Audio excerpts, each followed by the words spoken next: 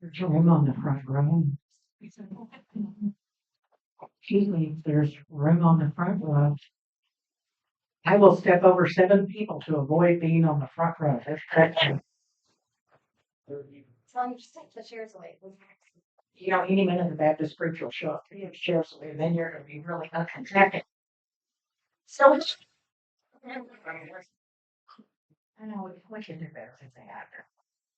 In Texas, we'd start shooting at you because you didn't answer correctly. Here we go. So how is everybody? Good. So deal with y'all's humidity down here. You step out the door and it sucks all the air out of your lungs. Yeah, I know Houston. I avoid Houston like the plague. There's bad stuff in Houston. I'm Tam Cummings. I'm a gerontologist and I specialize in dementia.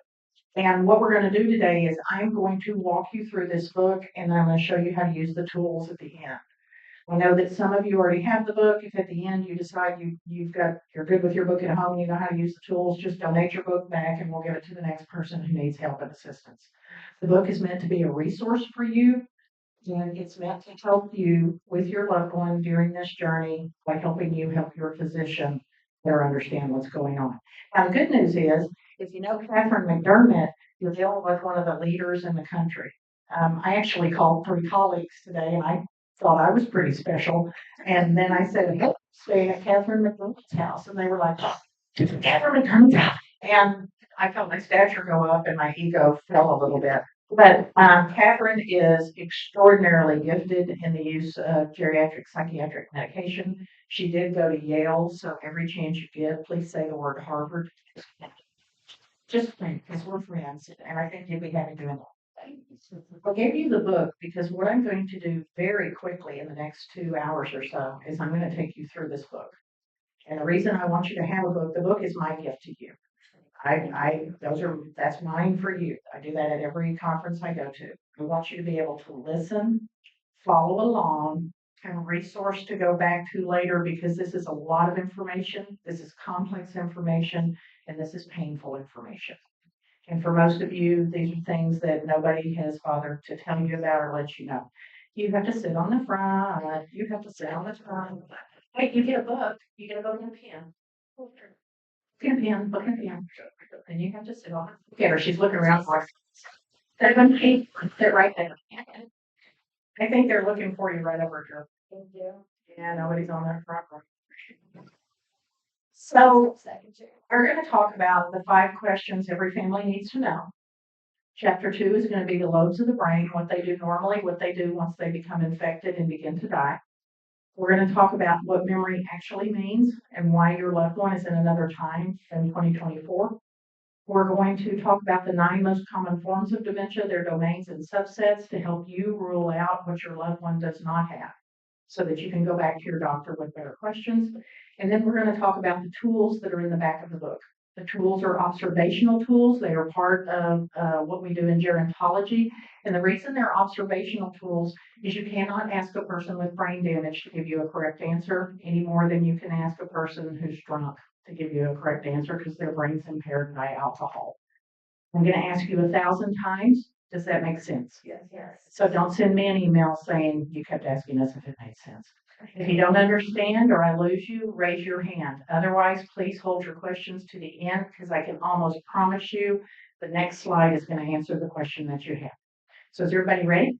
Okay. So feet on the ground. I'm going to teach you a breathing technique that is designed to help you very quickly calm down because what you do as family caregivers is very stressful. So the first thing I want you to do is I want you to put one hand on your forehead. I want you to put the other hand over your heart. Shut your eyes and take a couple of deep breaths. And I can see you if you're not doing the exercise, and I will come stand by you until you do the exercise. Did anybody feel a sudden shift? Keep your hand on your forehead, and now put your hand over your heart, over your stomach. Stomach's a little bit higher than that, Pam. There you go. Okay, and just take a few deep breaths. This is a trick that very quickly tells your parasympathetic nervous system that it's okay. And that it's okay to calm down right now, that you're actually safe. And you saw that it took only a few seconds to do. So when you feel yourself getting overwhelmed, one hand on the forehead, one hand on the heart, a couple of deep breaths, and you will find yourself calming down. Does that work for you? Okay, good. If somebody doesn't say okay, then I can't go forward. So do that. Perfect. Okay, yay, we can go forward. So this is part of the annual dementia education that Town Square does. And one of the first questions I get asked as a gerontologist is, why do we need to know which dementia a loved one has? And it's the same reason we need to know for any disease. It is part of your children and grandchildren's history. The type of dementia tells us how much time your loved one has left on this earth. Type of dementia tells us which staging tool we're going to use. There are different staging tools for different dementias. It tells us where a person will ultimately go for care, because this is a medical disease. Your loved one has a terminal brain disease. It tells us what kind of medication we should or should not be using. The type of dementia your loved one has tells us the progression and what will come next. Type of dementia tells us behaviors that are part of the disease. Does that make sense to everybody? So it's the same reason you'd need to know it for anything else. Now, this is how I explain dementia to a family. Compare it to cancer, because you've been taught how to understand cancer. You know cancer is not the name of the disease, it is the umbrella term for a group of diseases. There are 438 identified cancers, and cancer means that cells of the body are attacking the body. And they have domains and subsets, and you know this. If I said I had cancer, you would say, which cancer? If I said I had lung cancer, you would say, which lung cancer? If I said oat cell carcinoma, you would say small or large. You would ask me, what stage is the cancer? Is it terminal? Is there medication? Is there treatment? Are my children or my grandchildren at risk for this? Who is my specialist? Where will I go for care? Who will help me during this journey? You actually have about 30 questions you wanted to ask if the word is cancer. You were just never taught those are the same questions you ask if the word is dementia. Dementia is not the name of the disease. Dementia is an umbrella term for a group of 128 identified terminal brain diseases. Approximately 70 of them are considered childhood Alzheimer's because they only affect children. Of the remaining 9 of them are 98% of all the dementias. Now, in dementia, you didn't realize you asked the same questions that you would have if the word had been cancer. And that's not your fault. But from now on, you know, when you hit a point in the road and you don't understand what to do next, change the word dementia to the word cancer. You've been trained to think about it in a different way. Does that make sense to everybody? Okay. In cancer, the average family is a caregiver 2 years. In dementia, the average family is a caregiver 10 or more years before they begin to seek out help, before they come to conferences. So as you sit here today, I know each and every one of you has done care for at least a decade. It just has been slow. It has progressed slowly, but bit by bit over time, you've taken over every duty that your loved one would have done before. And it takes a toll on you as a family caregiver. Today, if you determine your person's in stage 5, you're doing the work of 12 professionals. If they're in stage 6, you're doing the work of 16 professionals. And while we would all love everybody to be able to go to memory care, the reality is not everybody has that kind of money. Town Square was designed to allow families who don't have billions of dollars to have a place where they could bring their loved one could safely go through the day, and the caregiver could get some rest, get their feet back up underneath them, and breathe. Does that make sense to everyone? Yes. Okay. Now, in cancer, there's always a miracle. Everybody here knows somebody that was supposed to die 8 years ago of cancer, and they didn't. In dementia, there is no miracle. The only thing that feels like a miracle is most people with dementia die of heart attack or stroke in stage 5 or stage 6 of the disease, and that's just how human beings die.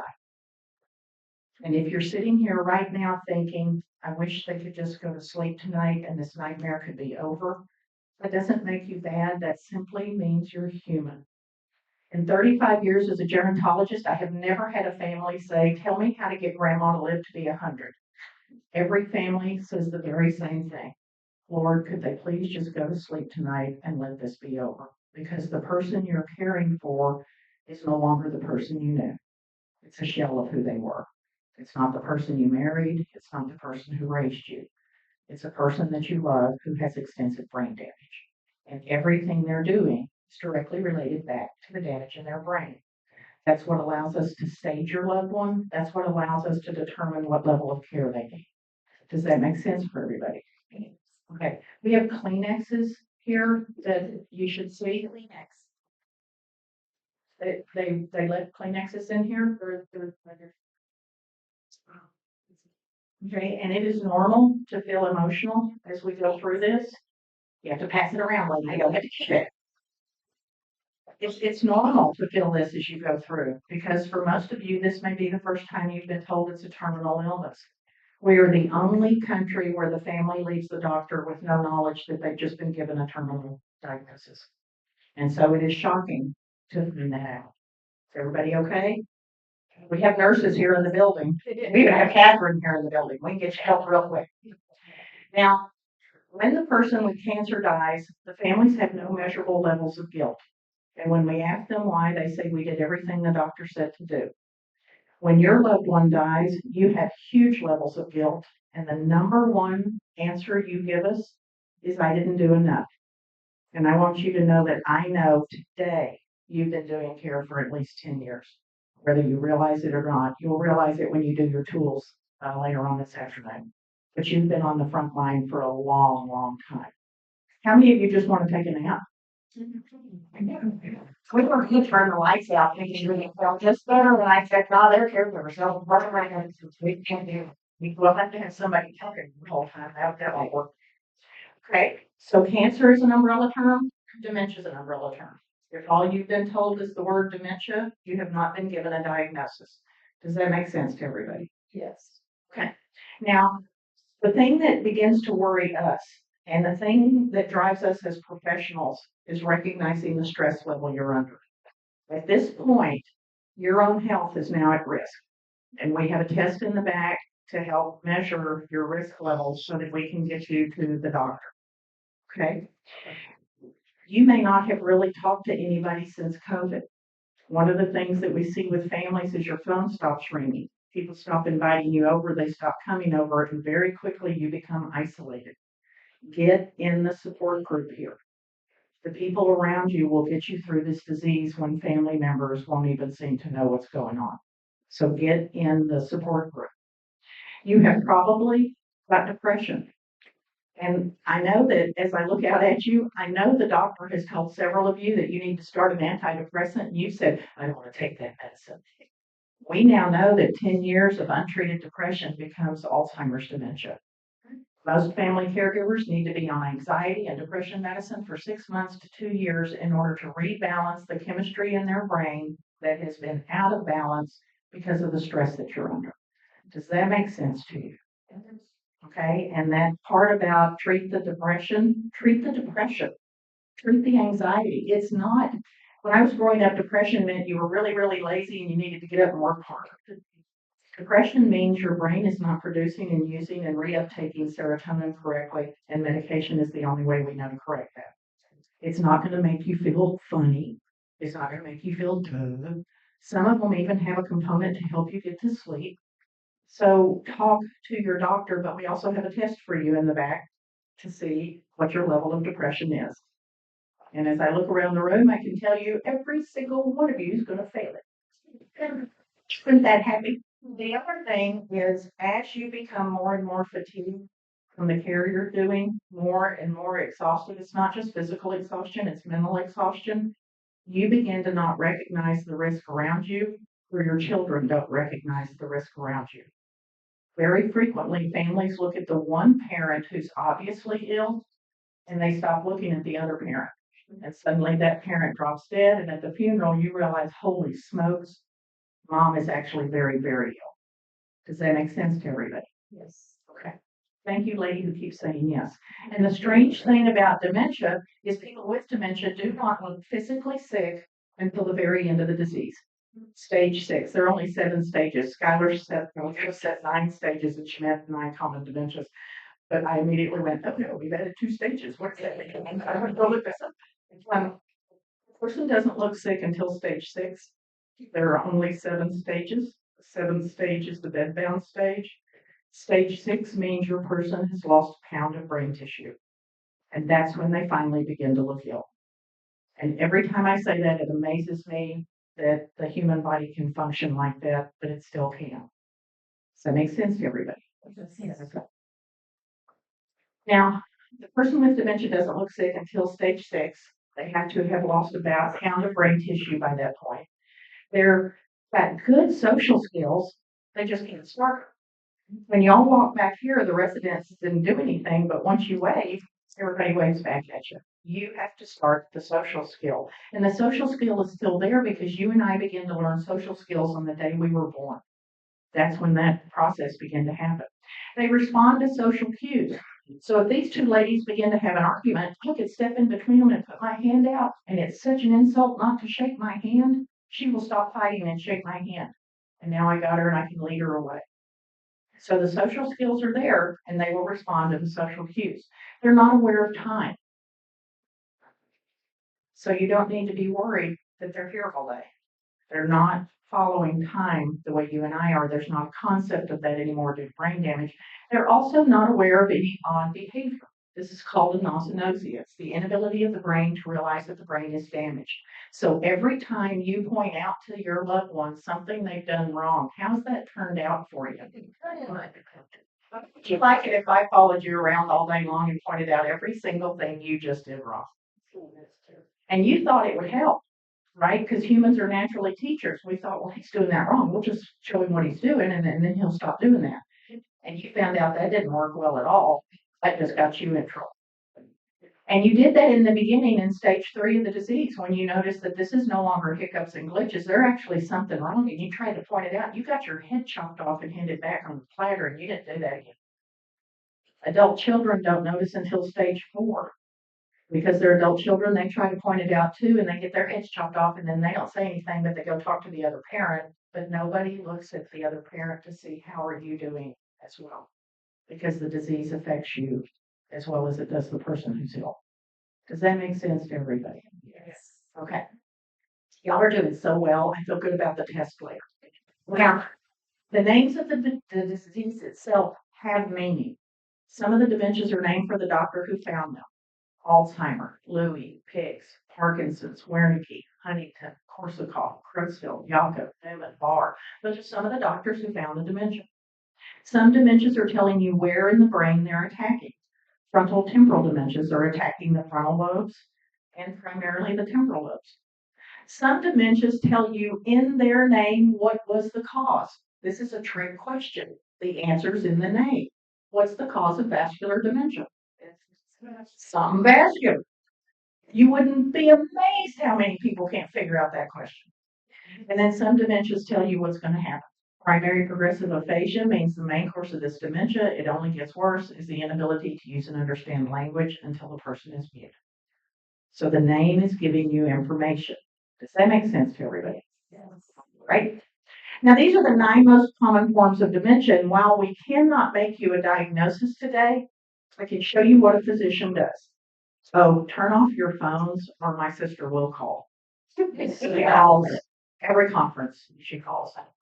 She called once at a conference and I actually answered the phone and I said, Marianne, I'm at a conference right now. I can't talk.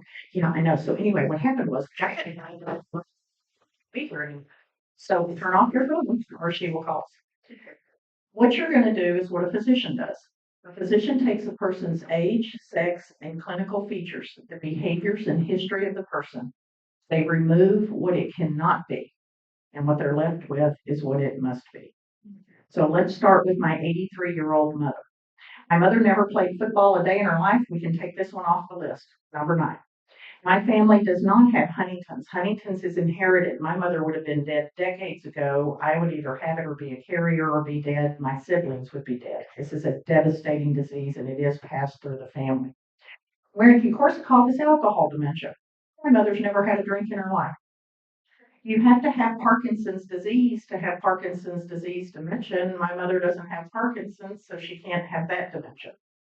Frontal temporal dementias are dementias that we look at in people primarily in their 20s, 30s, 40s, 50s, or 60s. We have a few who have survived into their 70s, but this is a younger person's dementia. My mother's 83. I'm going to take this one off. Lewy body dementia has some unique behaviors. It has 4 hallucinations, and your loved one can have one of those hallucinations or they can have all of those hallucinations. Hallucination number 1 is they see children. Number 2, they see bugs, spiders, rats, or snakes. Number 3, they see bad people coming to get them. Number 4, they see their spouse or their caregiver having sex with everyone, everywhere, out and open, usually in front of a Publix in y'all's park. As you can imagine, because it's sexual, the children are embarrassed. They don't want to tell the doctor about it. The wife is embarrassed. She doesn't want to tell the doctor about it. And it's actually exactly what the doctor needs to hear because it is the clear, distinctive clinical feature of Lewy bodies. My mother doesn't have those hallucinations, nor does she kick and punch in her sleep, so I'm comfortable to take off Lewy bodies. But my mother has obesity, cellulitis, hyperlipidemia, high cholesterol. She just had 3 stents put into her heart. She has high blood pressure. 3 times a year, whether she plans to or not, she gets pneumonia. She lived with a smoker growing up. My father was a smoker. Does any of that sound vascular to you? So we're going to put a check next to vascular. At 83, my mother's now in the category where 1 in 6 will develop Alzheimer's dementia. What we know now about Alzheimer's is if you have any dementia and live long enough, Alzheimer's will join it. So given that I'm concerned about the vascular, I'm also going to check Alzheimer's. So when I go back to my mother's doctor, I ask about number 3, number 2, and a combination would be number 1. Did that make sense to you? Yes. Let's do Daddy. Daddy's more fun. Now there is a dementia I want you to remember for your personal person. If they ever worked near chemicals, we see higher levels of certain dementias in areas that have chemicals. If your loved one was a painter, if your loved one was a builder, my father was a builder and a farmer and a rancher, so we were around lots of chemicals. I can remember being 10 years old spraying Angora goats with a chemical, and as the wind blew it directly back in my face, I thought, they're trying to kill me. I know they're trying to kill me. They don't care about these goats. They're trying to get rid of us. They got too many kids. And I've waited forever for my whole face to fall off, whatever that chemical was. So because of his work, I'm going to make a note here about toxic dementia. Even though it's not one of the top 9, I want to make sure if your loved one was in Vietnam and exposed to Agent Orange, if your loved one had any jobs that exposed them to a lot of chemicals. Okay, so I'm going to go ahead and put toxic there. Now, my father was the quarterback of the football team at Event High School that won the 6-man football championship in the state of Texas in 1954. Y'all know 6-man? The school is so small, they can only field 6 boys. The boys play both offense and defense. It's more like running soccer with football, but I still want to let the doctor know that Daddy did that. Really, we're more interested in boys who played football after the 70s. But I'm going to let the doctor know about that. Family doesn't have Huntington's. I can take this off. You know, Mama didn't drink. Why do you think that is? Daddy drank enough for everybody. I'm not talking you went out with your girlfriends and you had a glass of Chablis with some quiche. I don't mean you finished mowing the lawn and you had a beer because it's hot down here. I'm talking a case of beer and a bottle of whiskey a day. I'm talking serious drinking.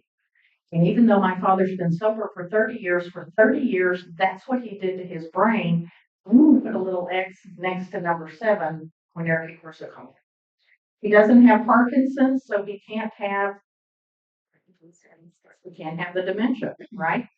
He's at 88, much too old for FTD, so I can take that one off. He does not have the hallucinations, the REM sleep behavior disorder that we see in Lewy body. I can take that. But for every cold Lone Star beer Jim held in this hand, what was Jim holding in this hand? Filterless Pall Mall. The cigarette of cigarettes. Guaranteed to kill you dead. His mother smoked unfiltered Pall Malls, and she ran the post office and a grocery store in the middle of nowhere. Her house was attached to the grocery store. She'd have a Pall Mall burning in the house and a Pall Mall burning in the store. I'm pretty sure Daddy was smoking by the time he was 6. When they said to him, once we got him sober, and my family are not quitters, took 3 rounds of rehab. Once we got him sober, we said, Jim, cigarettes are bad. And he went, oh, cigars. Oh, said Jim, cigarettes are bad. He went, chewing tobacco. They just don't want me to hold it in my hand. We're not making much progress. We're like this far from snuff. You know what I mean? So my father's 130 pounds. He's 5'6", and he has high cholesterol. Any of those things sound vascular to you? So I'll make a check next to vascular. At 88, my father's closer to the 90s, and in the 90s, the odds are 1 in 2 of having a form of late onset Alzheimer's. And given what else he's done to his brain, I'm going to go ahead and make a check next to Alzheimer's as well. So for my father, I go back to ask about toxic, number 9, number 7, number 3, number 4, and those becoming mixed dementia. The odds are very high that your loved one actually has a mixed dementia and not a singular dementia. Does that make sense to everybody? The information about my father's actually true. Jim was a lot of fun growing up. Okay, now these are the 3 things that are causing the brain to die. And you need to understand your loved one's brain is dying. There is no behavior that's being done on purpose. They are not showing off. They are not acting or pretending. They are responding to brain function that still operates. Alzheimer's kills the brain because proteins begin to fold incorrectly because of tau protein folding, and that causes the neuron to begin to shrivel. You can't take in nourishment. The neuron starves, it dies, and it's removed from the body in waste. COPD, sleep apnea, smoking, high cholesterol, strokes, any sort of cardiovascular events or history of those lead to brain damage through the cardiovascular system. And then alcohol. Alcohol's official name is neurotoxin. Neurotoxin translated means brain poison. Yeah. We're staying at Catherine and John. Y'all want to meet me there later and we'll have a big old glass of brain poison together? It changes how you feel about it. And I saw an article last week because they've now announced that we shouldn't be drinking at all, especially women. It affects our heart health. It affects our gut health. So I did a little further research to see just how much life are we talking about I would be losing. 2.5 months.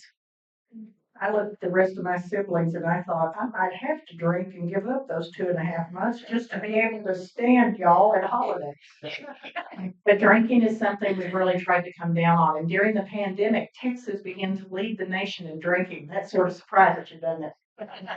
And since the pandemic, we continue to lead the nation in drinking. So when you look at your own health, if you notice that during COVID and the pandemic, your drinking began to go up, it's very critical for your own brain health that you begin to get that drinking down and under control. Does that make sense to everybody? Do you understand how to do this tool with your loved one? Okay, and in chapter 4, we're going to be the main dementia, so you can double check and check and double check. That goes back to your doctor with the ones that you need to look at and talk about. Everybody with me? Yes. Okay. And it's on the test later, isn't it? Safe one. Now, everybody with dementia falls down. It is part of the disease process. Alzheimer's is a cortical dementia. It means it starts on the outer part of the brain and it actually starts here in the motor cortex, goes into the premotor cortex, begins to attack the limbic system, begins to destroy the hippocampus. Without the hippocampus, you can't make new information.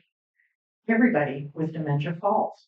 In the beginning, people with Alzheimer's fall back into the chair, so you don't even notice there was a fall.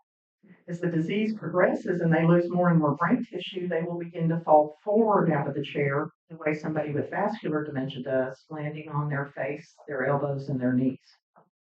People with Lewy body and Parkinson's disease dementia has now been pulled under the Lewy body umbrella and is considered a variant of Lewy body. These people have very unique falls where they suddenly stiffen like a plank and they fall forward stiffly, hitting their face or hitting the back of their head. Very, very unique falls. People with frontal temporal dementia, the behavior disorders and the speech disorders, they begin to bend forward as they age in the disease. Now, your brain weighs 3 pounds. What do you think your head weighs? 20 to 25, depending on your size. It's the thickest, heaviest bone in the body. Okay, so once the head moves out of shape, the shoulders roll and follow, and now the person is bent all the way over. So am I safe walking or am I out of balance? And when I fall, which way am I going to fall? Or what am I going to hit? Why don't we just tell them to stand up straight? Why don't we put a helmet on them?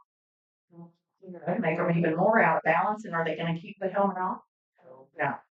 It's just that if that's your family member, you have to prepare that they have the most falls of any of the groups. Okay? And there's nothing we can do to stop it. Right? People with Parkinson's disease, it's all very similar to Lewy bodies. Wernicke-Korsakoff, it depends on how long they drink, how they're going to fall, but they do definitely fall. Huntington's dementia is one of the forms of Huntington's is called chorea with a CH, not a K.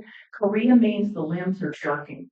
So you have a tremor, but you have chorea. How in the world would you stand and move if every limb is jerking? So lots of falls in Huntington's. And then one of the forms of CTE is a movement disorder form. So we know that these men fall and they fall hard. And that's just about all the information we have right now on them because research hasn't caught up. Everybody good? So are people with dementia falling because they want to make your life harder? Are they falling because they're looking for attention? Are they falling because of brain damage? So does PT work? No. But does it help with range of motion and maybe keep them in balance a few more months, a little bit longer? Sure. But then there's a point where there's nothing we can do. And it is not your loved one doing it on purpose. Does that make sense to everybody? Okay. Now, in stage 6 of the disease, this is when a stranger would notice that your loved one looks ill. In stage 6, your loved one now begins to shuffle. They're bent. Their language begins to go from language to word salad to gibberish to nothing. In stage 6, they are now 6 times more likely to break bones than normal aging elderly, and we have said it to you wrong for years. We've called you and said your loved one fell and broke their hip, and what your loved one actually did was break their hip, and then they fell. So we expect in stage 6 of the disease for your loved one to develop a spiral fracture because they stand from the toilet and turn, they stand from the bed and turn, they stand from a chair and turn. Because of brain damage in the parietal lobe, they don't even feel the pain of the break. They may walk around for a few hours or a few days before the bone separates enough to cause the fall. It wasn't hitting the floor that broke the bone, it was the disease of dementia. Okay. Now, one of the things families usually say to me at this point is, "Oh no, that's not really real because mine is so big and healthy." No, they're not. The brain runs the body. The brain is damaged. It's just that it doesn't catch up to the body until this stage. And dementia doesn't care. It doesn't care if your loved one was an Olympic athlete. It doesn't care if your loved one was a neurosurgeon. Dementia doesn't care. That everything your loved one does is the direct result of the brain damage occurring to them. Does that make sense to everybody? Okay.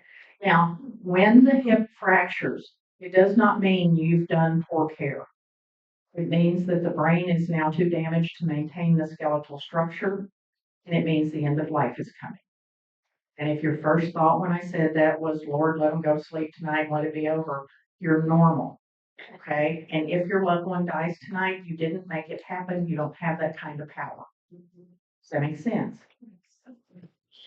Y'all are doing really, really good. Okay. I know that this is hard stuff to hear.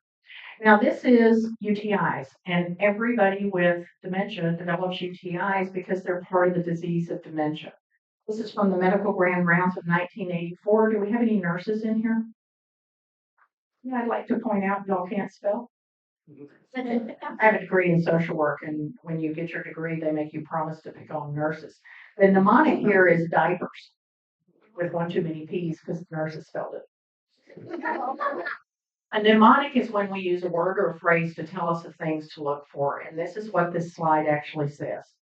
Delirium causes infections, and infections cause delirium.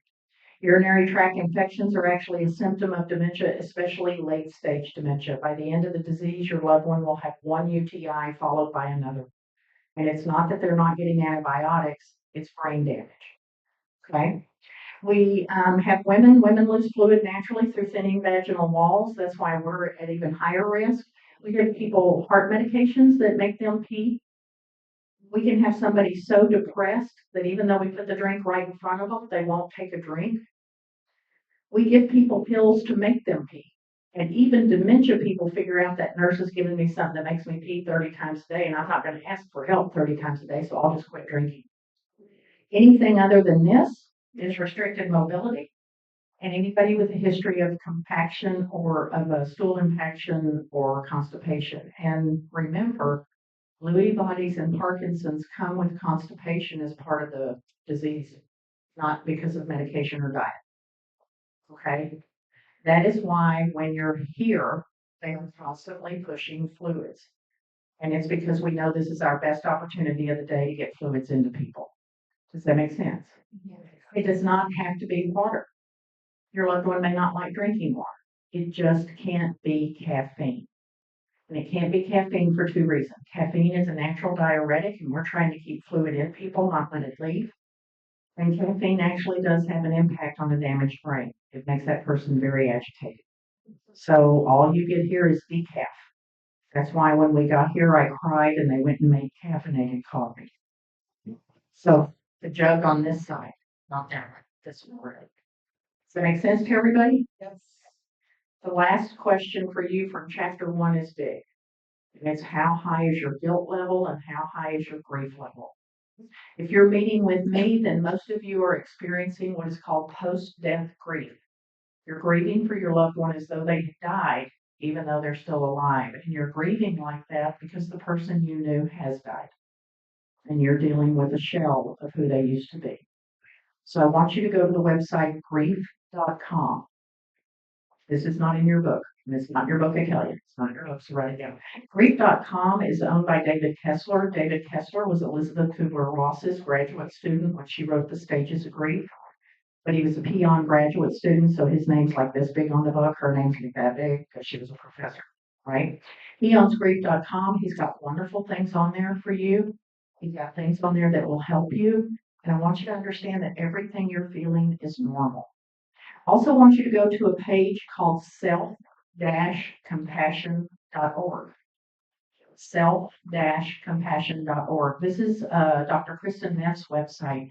And when you get to the website, turn your phone sideways, scroll down, and take her test. The test is for self-compassion. Now, I'm a bit of an overachiever, kind of like my daddy. I would probably take 3 rounds of rehab. And I thought when I did the self-compassion test, since I was so smart and so good at everything, that even though the top score was 5, I fully expected to score a 6 or a 7. My score was 1.32. So not only does the test give you immediate feedback, and it only takes a few minutes to take, it also tells you areas where you are not being compassionate to yourself. And one of the things that has finally been admitted about family caregivers is you do develop compassion fatigue, and you do not take care of yourselves because you don't have the energy because you're taking care of somebody else who requires a lot of people to do their care. Does that make sense to everybody? Okay. Everybody good? Do you realize the guilt and the grief are a danger to you yourself? Okay. How many of you have seen your doctor recently? And your doctor actually heard you say, I'm a caregiver and I'm losing it.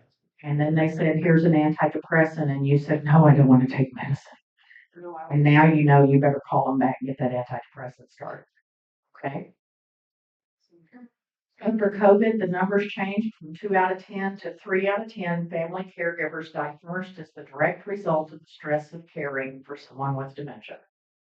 And so you have to ask yourself, when there comes a point in time, would your loved one want you to kill yourself while they're dying of a terminal brain disease? Or would they be upset with you? And so you're going to have to plan your journey through this. Don't be afraid to ask for a hospice order.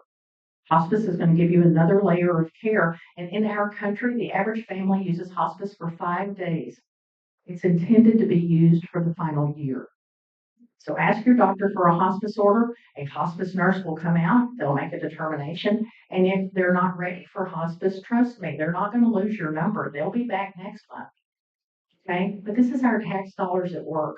And this gives your loved one another layer of professional care that come to your home to help you. Does that make sense to everybody? Yes. Okay. Now you're in chapter 2. Look at how quickly we move through this. I'm so proud of y'all. Chapter 2 is the lobes of the brain. The ones on the left side control the right side of your body. The ones on the right side control the left side of your body. Each one of these lobes does certain things. And once that lobe is damaged, the person will do different things. Does that make sense to you? Mm-hmm. But for the person to learn anything, they must have a hippocampus. Hippocampus is in the middle of the brain, and it is what takes information coming in around you and determines whether it's going to be short term or long term, what it's going to do with that information. It's called hippocampus because hippocampus is Greek for seahorse. I'm sorry, I'm in front of it. The little green thing looks like a seahorse. Can you see it? It helps if you turn your head sideways. Okay, that's not true. I just do that. People turn their head sideways because a lot of you did, and it's funny. It's like watching the wave. It really does look like a seahorse. Now, everybody knows the seahorse is actually this one with the eyeball, right? So, got that figured out? Okay. When you learn new information, this fires up with electricity and neurotransmitters or chemicals, then it creates a structure and it fires that new information into the area of the brain that information is stored in.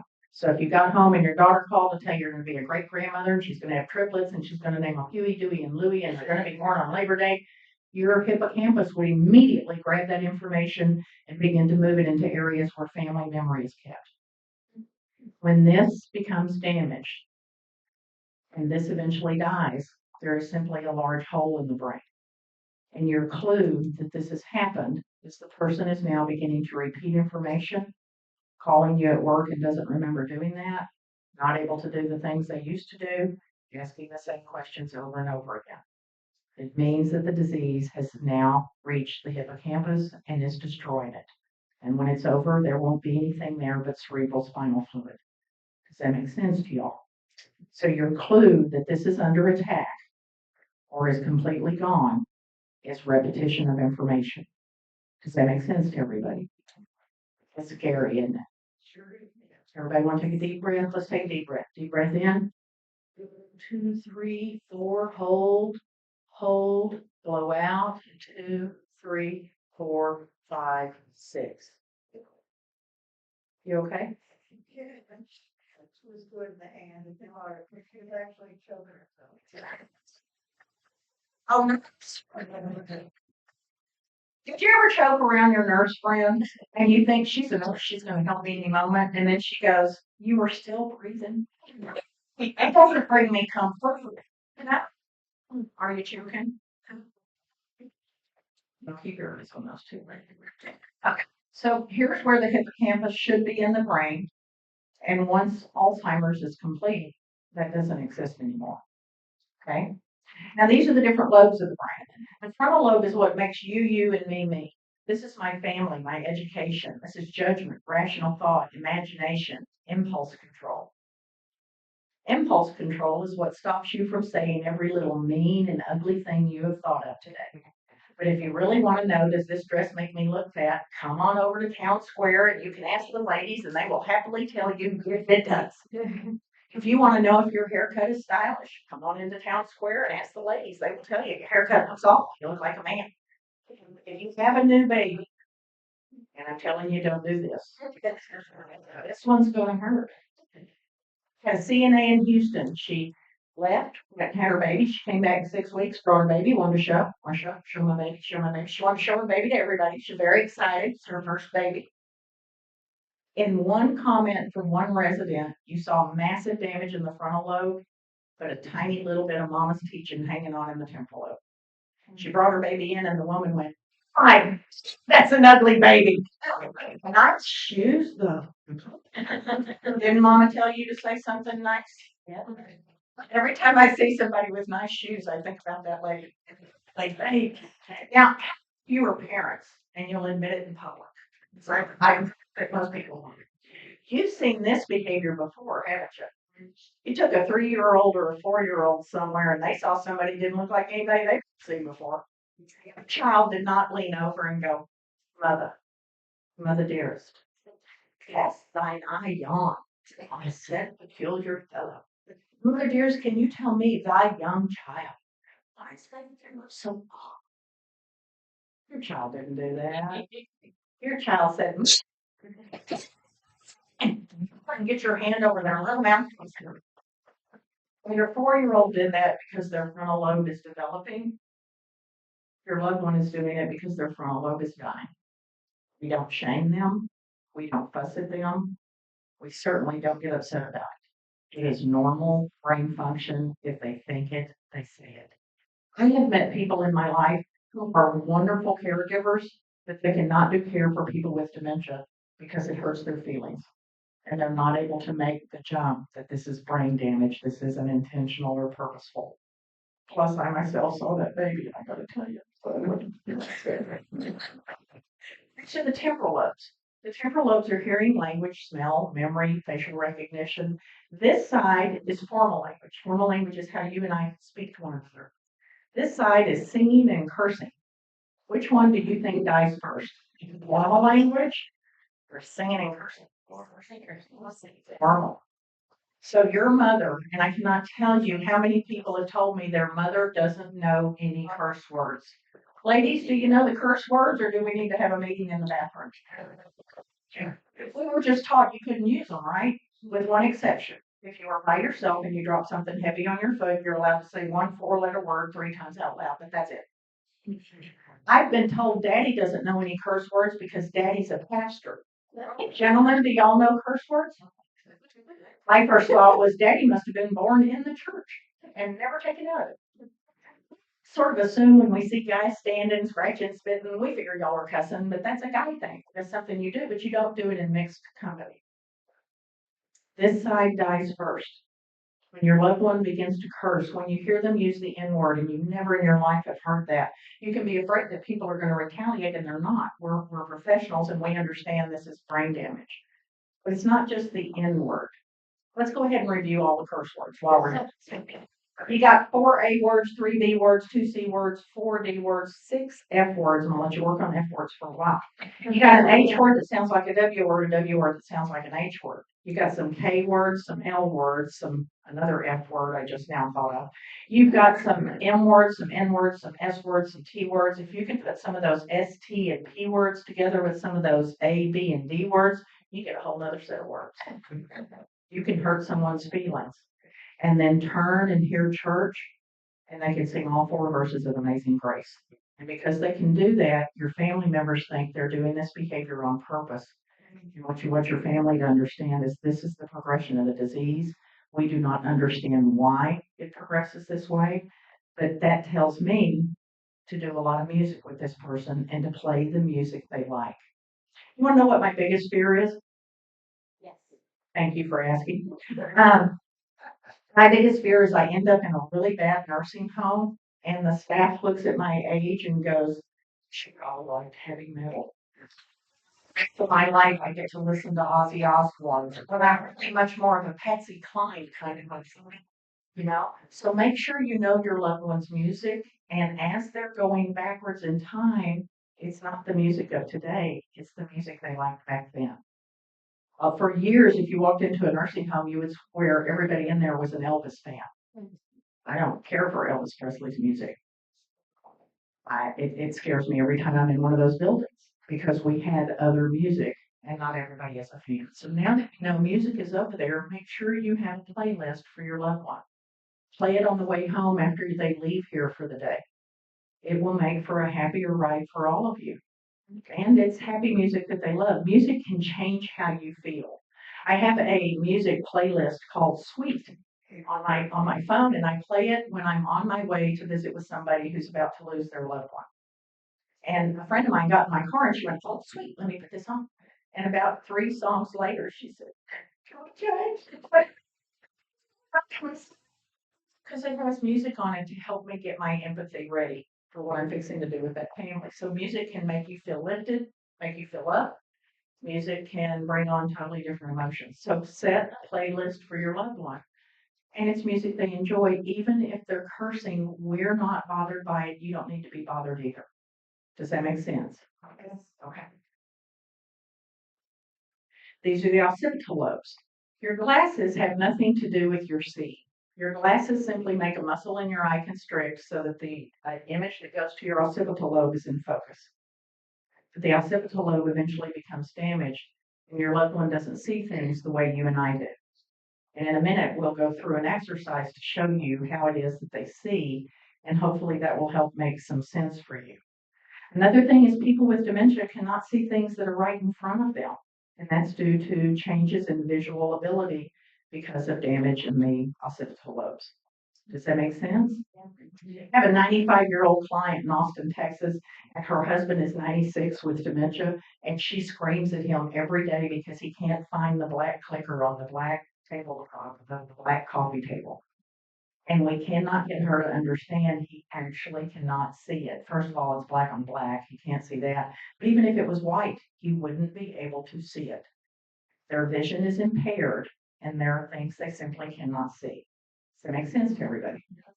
Okay. The parietal lobe controls pain, touch, taste, and temperature.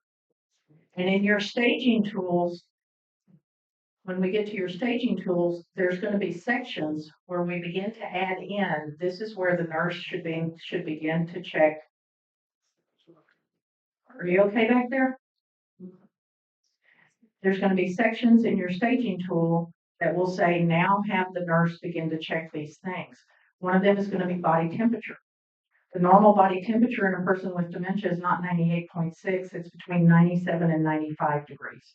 They really are colder than you and I are. That's why Town Square told you to bring a sweater for them, because they're going to put the sweater on during the day. That's why even in Florida, even in August, they can be dressed like they're fixing to walk out into a snowstorm.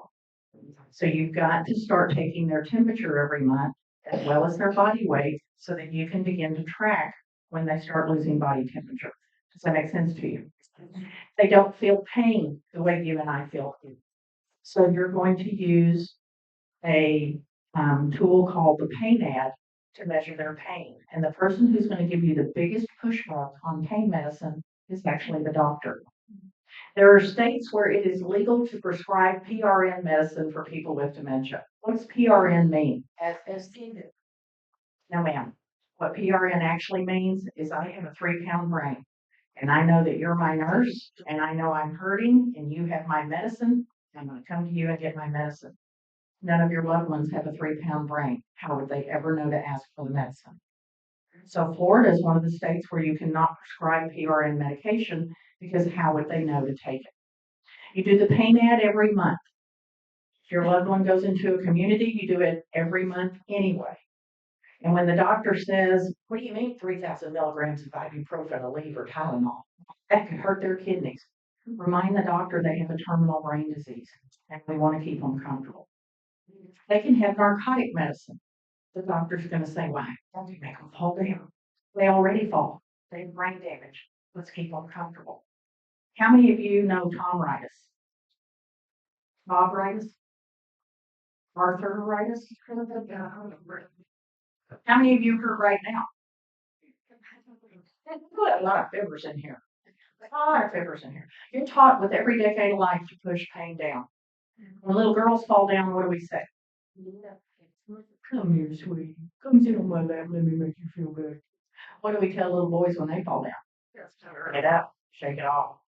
Men, in your lifetime, did anybody in your life ever say, son, are you hurting? Can I help you with that? No. I told you to get up and keep going. Ladies, when you had cramps and you had cramps so bad you were pretty sure you were going to have a leg fall off that day, did your mother say, bless your heart, you stay home today? Or did she say, get up and go to school? Nobody cared. If you're in your 60s, you're in your 7th decade of life. If you're in your 70s, you're in your 8th decade of life. If you're in your 90s, you're in your 10th decade of life. You're actually a decade ahead. Doesn't that change how you feel about aging? When my mother turned 70, I'm a gerontologist. Went over to her house for a birthday party. I was so proud she was 70. I said, Mother, congratulations. You turned 70. You're in your 8th decade of life. You know how your mom can give you that look and tells you that you're going to die? That look. 2 years later, I turned 50. I wake up, I ran to the mirror. I actually leapt out of bed that day and ran to the mirror to check and see was there a wrinkle, had anything happened. How did I look? I just turned 50 because after all, 50 is the new 30. I went over to my mother's house for my birthday party. I walked in the back door and she said, Sir, how's that 6th decade of life hitting you? I said, you mean old woman. You've been waiting 2 years to say that to me, haven't you? She said, I have counted the days. I prayed for your safety to this moment. And it feels different when you think about age that way. Okay? So people have pain, but you've been taught all your life to say no. So we have a tool called PAIN-AD, Pain Assessment in Advanced Dementia, and that's the tool that you use. And for those of you that have had children, you're going to look at it and go, hey, I did this with my kids. Yes, you did. We just put it in a chart, made a numbered score for it. And even a number of 1 means I hurt. Those of you who have arthritis, do you hurt occasionally or do you hurt every single day and some days are worse? Do you think it's any different for somebody with dementia? 50% of the behaviors in dementia are caused by untreated chronic pain. So use your PAIN-AD. It's one of the tools in your book. Everybody good? Okay. Tactile sensation remains until the end of life. That's why they do so many touch activities here. Body temperature changes. And what can people with dementia taste best? Sweets. You give me a bag of Hershey Kisses, I can get your loved one to do anything I want. My whole professional life, I've never been Dr. Cummings. I'm just a nice white lady with chocolate. And it took a while, but I got accustomed to it. You can get some Hershey Kisses, I can get somebody bathed. Okay? They want sweets. They have a terminal brain disease. I'm not worried about peas and carrots. I'm worried about calories. They're going to lose all the weight in stage 6. So if they want an ice cream now, let's give them an ice cream. Does that make sense to everybody? Yeah. Okay. Now, stage 5 people in the staging tool is called all dressed up and ready to go. The medical definition of stage 5 is moderately severe dementia. At stage 5, the person's lost half a pound of brain tissue and still does not look physically sick. They stand up straight. Women have on their scarves. They've got their purses. Men have their wallets, their belts, their shirts are tucked in. They've got their comb. But stage 6 people, we call going into their own little world. They now look sick. They've lost a pound of brain tissue. They're now bent and they're shuffling. And you notice that this has started. And what does this make you think of? Repetition. Parkinson's. But it's not actually Parkinson's from a dopamine causation. It's a Parkinsonian feature. Looks like Parkinson's, but it's not. When your stage 6 person begins to have a tremor, it means the disease has reached the medulla oblongata. When they have trouble chewing and swallowing food, it means the disease has reached the brainstem. Maybe it does. This goes to working again.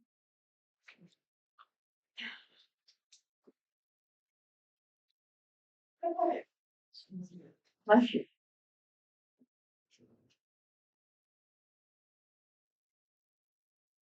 Backward. It's locked up here for some reason.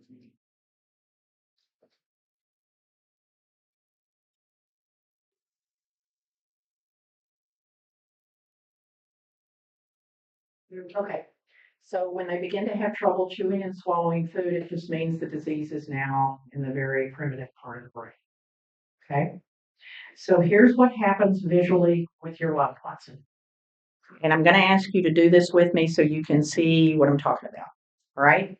And I can see if you don't do it. Okay. All right. Here we go. First, I want you to put your hands right here and tell me where your neighbor just went. They're gone. What do you have to do to see your neighbor? I'm looking to see who turns their heads. Put your thumbs together and your fingertips together. Make a periscope, like you're looking out of a submarine. Can you see the food on the plate right in front of you? No. If you were at a table, whose food would you see? Her food. Look at her. Why'd they give her pie? I don't even like her. She doesn't eat pie. And your loved one will suddenly stand and reach and take someone else's food, and you are horribly embarrassed and you don't need to be. It means that we need to rearrange where your loved one's food is and make sure we get them pointed towards it, right? Make binoculars. What do you have to do now to see your neighbor? Turning at the waist. So I'm looking to see who turns their head, who reaches her food, who's turning at the waist, because each one of those is a continuation of the decline. And then finally, in stage 6, some of your loved ones will lose the vision in their left eye. The connection will be lost. This eye is now blind, and this is what they see. So try this. It's your other left eye. Gonna be the other left eye? Yeah, the other one. And you see, as you look around, there's a bigger loss there. Everything looks much different. When we leave the room today, try to stop and remember to do that and just look around the center and see how different the center looks. But there's also another reason. Can you do that for me? Left eye covered, right eye up. Now, as I walk towards her, if I don't slow down, to her it looks like I'm running. And if she's a fighter, what's she going to do? Hit me. And who caused her to hit me? Her or me? I caused it. I'm moving too fast and I'm not respecting that her vision has changed. Instead, I have to come forward, bend down, and make sure I'm in her eye. If I'm not in her eye, what part of me does she see? Right. Boobs, bellies, and butts. Yes, some of the men think they've already died and gone to heaven. They're surrounded by boobs, bellies, and butts. They can't do the activity you're trying to give them. They can't do the command you're trying to give them because they never saw you give the command. You also need to know in stage 5, your person understands 3 out of 4 words. By stage 6, they're understanding 1 out of 10, and then they're not understanding language. But 90% of our communication is body language. It's my approach. Am I smiling? Does my voice sound pleasant, or do I sound agitated? And if you are agitated around your loved one, you're going to make them agitated. Did you ever have a grandmother that said you can get happy in the same clothes you got unhappy in? People with dementia can't do that. If we get them agitated, they actually have to go to sleep for their brain to be able to reabsorb the adrenaline that was caused by what we just did. Does that make sense to you? So we tell caregivers, you need to leave it at the door. If you've had a fight with someone, if you're not happy about something, you got to leave it there because they will pick up on it and it makes your day at home that much more difficult. Does that make sense to you? Okay. Now, when I come to see your loved one, and I have families tell me all the time, I'll never get in the door, and I've never not gotten in someone's front door. Do you want to know the secret? Donuts. You have to let me in if I have donuts. It's a social thing. I'm visiting. I brought you food. Because I need to stay about 2 hours, and after about an hour, the person with dementia's had all of me they want. But I brought donuts. And their social skills kick in. Okay, so I don't go up to your loved one and go, so tell me who's the president, what year is it, what season is it, what day of the week is it? Do y'all even know what day of the week it is? Because once you retire, it's hard to tell what day it is, isn't it? You don't have to get up and go to work on that day. You don't have a hump day anymore, right? So I warm up slowly and I start with old memory. Where are you from? Where were you born? Are you a city girl or a country girl? And then I ask, what is your daddy's name? And what I'm listening for is daddy in present tense or past tense. If he's in present tense, then this is a very advanced dementia because they're now in old time memory where their daddy was still alive. What's your mother's name? What's her maiden name? Tell me the names of your siblings. Did you ever get married? Where'd you go to high school? What are the names of your children? And all I'm doing is building forward in time to see what year this person is actually in. A lady came every day in Washington, D.C. to visit her mother. And every day her mother loved the visit because the daughter brought pie. But by the end of the visit, the mother was very unhappy. And what we found out was the daughter kept insisting to her mother, 9-year-old daughter, that the daughter had white hair. So they asked me to come in and talk to the mother, and I'm talking to the mother, and I said, so where are you from? She said, oh, I'm from the Midwest. I came when the war started so that we could fill up take care of the jobs that the men who've gone off to work could do. I said, you're kidding.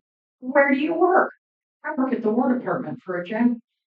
You need to know your history. The War Department is what the Pentagon was called. Then you need to know the rest of her story. She thought she was 23 and worked at the War Department for a general. She didn't meet her husband until 1952. She didn't have her daughter until 1954.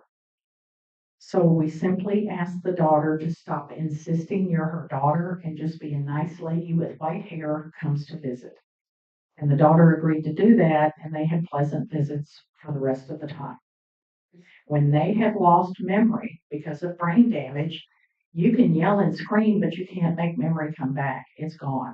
Does that make sense to everybody? Yes. Okay, so we don't argue with them. We are in their time because they don't have the brain to be in ours. Does that make sense to everyone? Okay.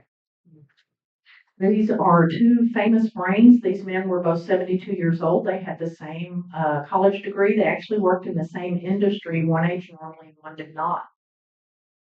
This is why we don't quiz people with dementia. Tell me who I am. We don't do that. They have brain damage. This is why they don't follow your instructions. They can't see you. That's the occipital lobe that's heavily damaged. This is why they slap, yell, or say whatever they're thinking. That's the frontal lobe that's damaged. And this is why they lose the ability to communicate. Everything that is happening to your loved one is directly related to what is happening in their brain. They're not pretending. They're not showing off. They're not acting like. How many of you took your loved one to the doctor? On the way to the doctor, you got them up, you got them showered, you got them dressed, you fed them a breakfast, then you put them in a car, you drove across town. You got to the doctor's office, you waited, you went back into a little room, the doctor walked in the doctor's uniform. The doctor said, well, hi, how are you? And your loved one said, I'm fine, how are you? And you wanted to keep a smile. So here's a clue. You're going to fill out your observational pages. Those go to the doctor before you get there. And when you take your loved one, you don't sit side by side. You sit back here. And you sit back here so that as the doctor's doing the exam, you can go.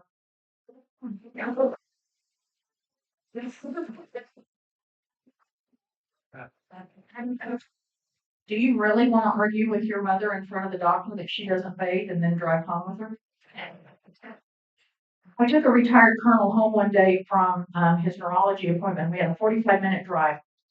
And this is what happened for 45 minutes. He would say, so, are you married? I'd say, yes, sir, I'm married to a retired colonel, just like you. No kidding. Were you ever at the Pentagon? Yes, sir, that was the last duty station. Left the Pentagon, returned back to Texas. Do you have any kids? No, sir, but I got a really smart dog.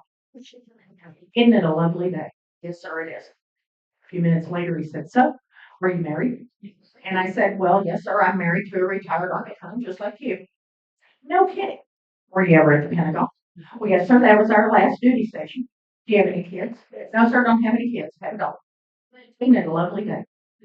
As the conversation went on and I realized this was going to happen for 45 minutes, I began to lengthen my answers. So, are you married? Yes, sir, I am. I'm married to a retired lieutenant colonel. And when 9/11 happened, my colonel is the one that got the G1 of the Army up and running and off site within 24 hours. No kidding. Were you ever at the Pentagon? Yes, sir. That attack happened at the Pentagon, and my spouse was out of the building that day. That was my spouse's general and staff that were killed, but my spouse had the G1 of the Army, which is HR, running within 24 hours of the attack. Do you have any children? No, sir, but I got a schnauzer that can count. He can do calculus. The smartest dog you've ever seen. You would be so proud of my schnauzer. Isn't it lovely? Yes, sir. We're here in the Texas Hill Country. The bluebonnets and the Indian paintbrushes are blooming. This is one of the most beautiful days I've ever seen. So, are you married? As we went along, I thought, to a family that doesn't understand, he's actually using social skills, but his hippocampus isn't there anymore. And he doesn't realize he's repeating the information. He's just being friendly to the person who's driving him. Right. Your loved one's doing the same thing. And so, as difficult as it is, you keep asking and answering the same questions over and over again because it made him feel safe. And he was doing nothing but being a very pleasant jumper. Does that make sense to y'all? Yeah. Any of y'all had those kinds of conversations? Okay, it's just brain damage. It's not being done on purpose. The brain has something called anosognosia, which is the inability to know that the brain is sick. Which is weird because the brain runs the body. It can tell you your knee hurts. It can tell you no see-em bit you, now your ankle itches. But the brain doesn't realize that it's actually damaged. There's also a very unique human response to being told you have brain damage. If I said to any one of you today, having watched you in the audience, I'm concerned about you and I think you may have dementia, your response would to become fighting mad. It is a huge, huge insult to say something about your cognition. So that's why when you tried to gently point out to your loved one that they weren't thinking correctly, that's why you got the pushback and the anger you did. It is a natural human response. Does that make sense? Okay. There are things you can do and things you can't do. Their reality is our reality. If my mother thinks it's 1970, it's 1970. If it's 1970, I would be 10 years old, but I'm not 10 years old, so she's going to find someone else for me to be. We are using empathy, not lies. If I tell you something that's not true, shame on me and lie to you. But with somebody with brain damage, why in the world would we continue to tell them their loved one has already died and bring that trauma to them over and over again? Their reality is our reality. If they're looking for daddy and daddy is dead, daddy's at the golf course, daddy's playing tennis, daddy's out fishing, daddy's in the garden, daddy's doing something. They're not getting reality. You're responding to the emotion, and the emotion is, where is daddy? We don't tell them he died 10 years ago. How would you like it if I told you right now that everyone you knew was dead? And they've been dead for 20 years. What's wrong with your brain? Well, now I've insulted you twice.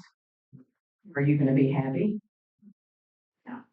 So their reality is our reality, and you are not lying. You're using empathy because this person has brain damage. This is not a growing brain. This is a dying brain. The brain runs the body. Your person eventually, if they live to stage 7, is bedbound, not because they're not trying hard enough, because the brain runs the body. It is the organ that not only controls the body, but it's who you are and the memories of who you are. There are things you cannot do. You've got to teach your family to stop quizzing your loved one. This is the only disease where we attack somebody. If someone has COPD, what does that mean? They can't breathe. Chronic obstructive pulmonary disorder. Do we yell at them to blow up balloons because they used to blow up balloons?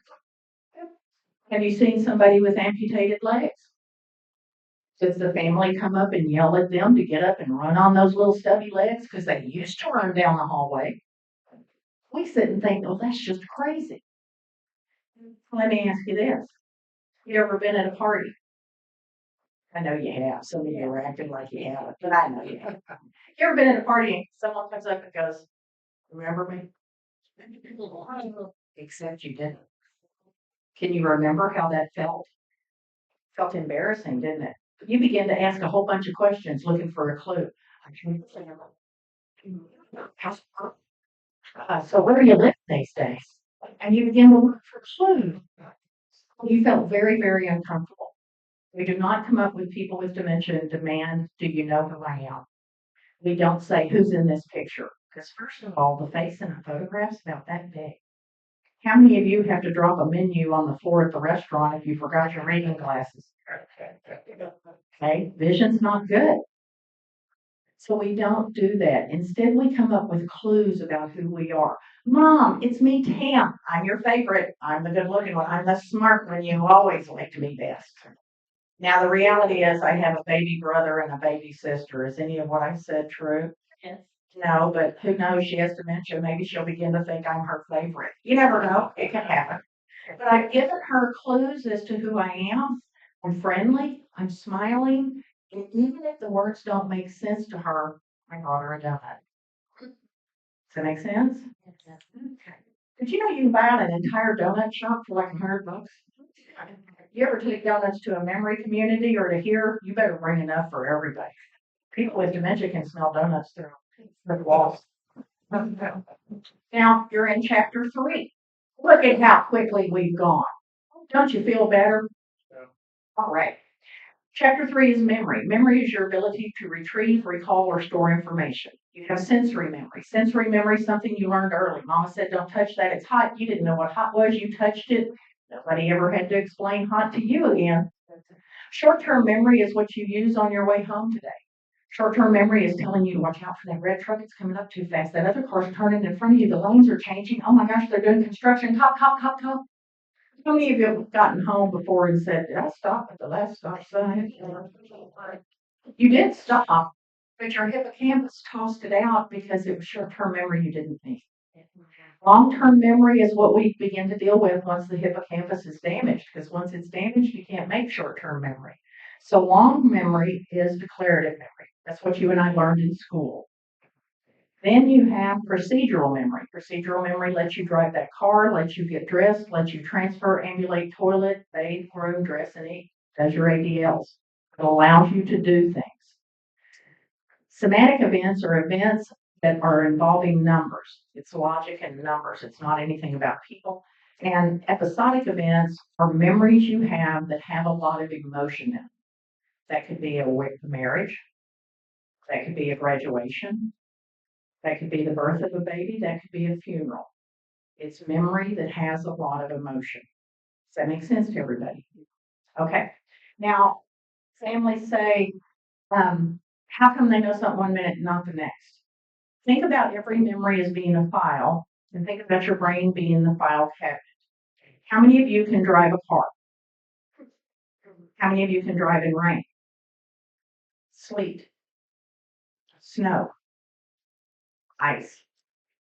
How many of you could drive in ice, but your brain wisely said, ice bad, stay home today? How many of you can drive an 18-wheeler? 3 on the tree and 4 on the floor, and if I have to tell you that involves a clutch, you can't actually drive it. How about a tractor? Pickup truck hauling a trailer of cattle. Riding a lawnmower. I just threw that in to make you feel good out there. You started learning to drive early because you grew up on a ranch, and so by the age of 3, you were driving. How many of you learned to drive in high school when you were 14, 15, or 16? Who's going to be harder to get the keys from, me or you?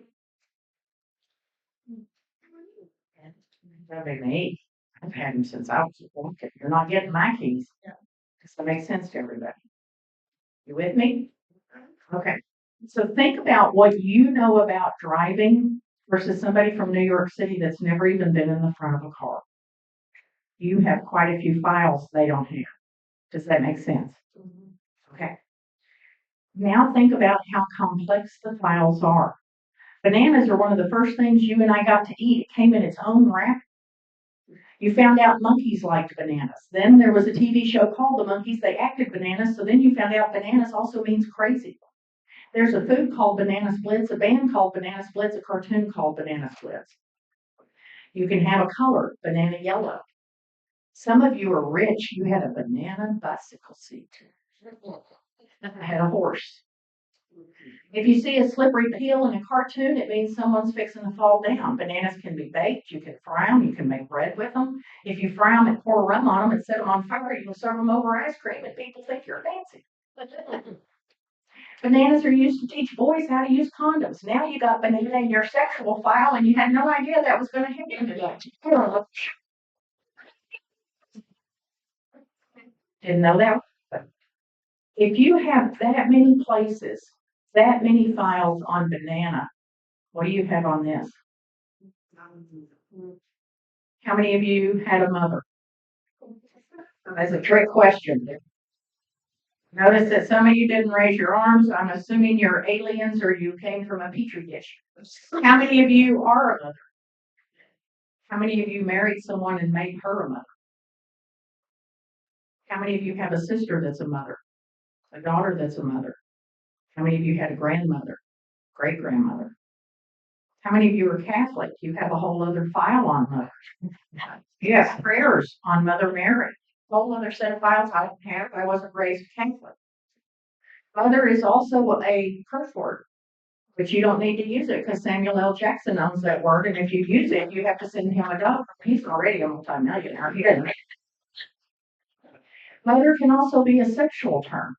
Oh, she's a hot mama. Some of you ladies, if you'll think back to the first grade, your first day of PE, you came home from PE and told your mama, that girl in my class is a hoochie mama. You knew right then that was going to happen. So the word mama isn't just in one place and it doesn't mean just one person. It's mama taking care of you, mama reading to you at night, mama taking you to church or synagogue. It's mama at your prom, mama at your graduation, mama at your wedding, mama when you handed her a grandchild. It's not just one file on mama, it's millions of files. And so the connection to some gets lost or destroyed, but then suddenly there's another connection that lights up. And that's why your loved one can do something one minute and not the next. Does that make sense to everybody? Okay. How many of you knew a hoochie mama? How many of you were the hoochie mama? So everything that you remember is a file. The brain is the file cabinet. I'm going to do my mother. My mother was born at home on what is now Fort Cavanos, Texas.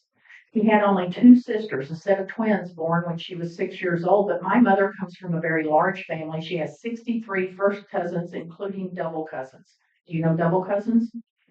My grandmother and her sister married my grandfather and one of his brothers. I share DNA with people all over Coryell County, Texas. I could commit murder. They'd never be able to pin it on me. There's too many of us out there. My mother said it's because the family tree doesn't fork enough. You ever know a family like that? My mother learned the same things you and I learned, the same things you taught your children, the same things she taught us. Please and thank you. Yes, sir, and yes, ma'am. You learned the social conversation, which goes, hi, how are you? And what is your answer? Why do you say fine? Because mama told you I don't really care. I'm just asking a social conversation question. If you actually begin to tell me how your life was going, I try to get away from you because you don't understand the game.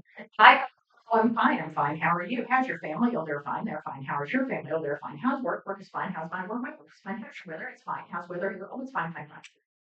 How many of you have had a relative call your loved one, have the social conversation, hang up and call you to tell you there's nothing wrong with daddy? I just talked to him and you know what? He's just, and you're looking at him knowing he doesn't even know he was on the phone. Okay. That social conversation gets interpreted as cognition and it's not cognition. It is a very old memory that started on the day of your. During COVID, one of my nieces had baby number 22. I have 24 great nieces and nephews. And I went over to see baby number 22 because I quit learning their names because they all have weird names. So it's baby 22. I went over to see baby 22 and she was 7 days old.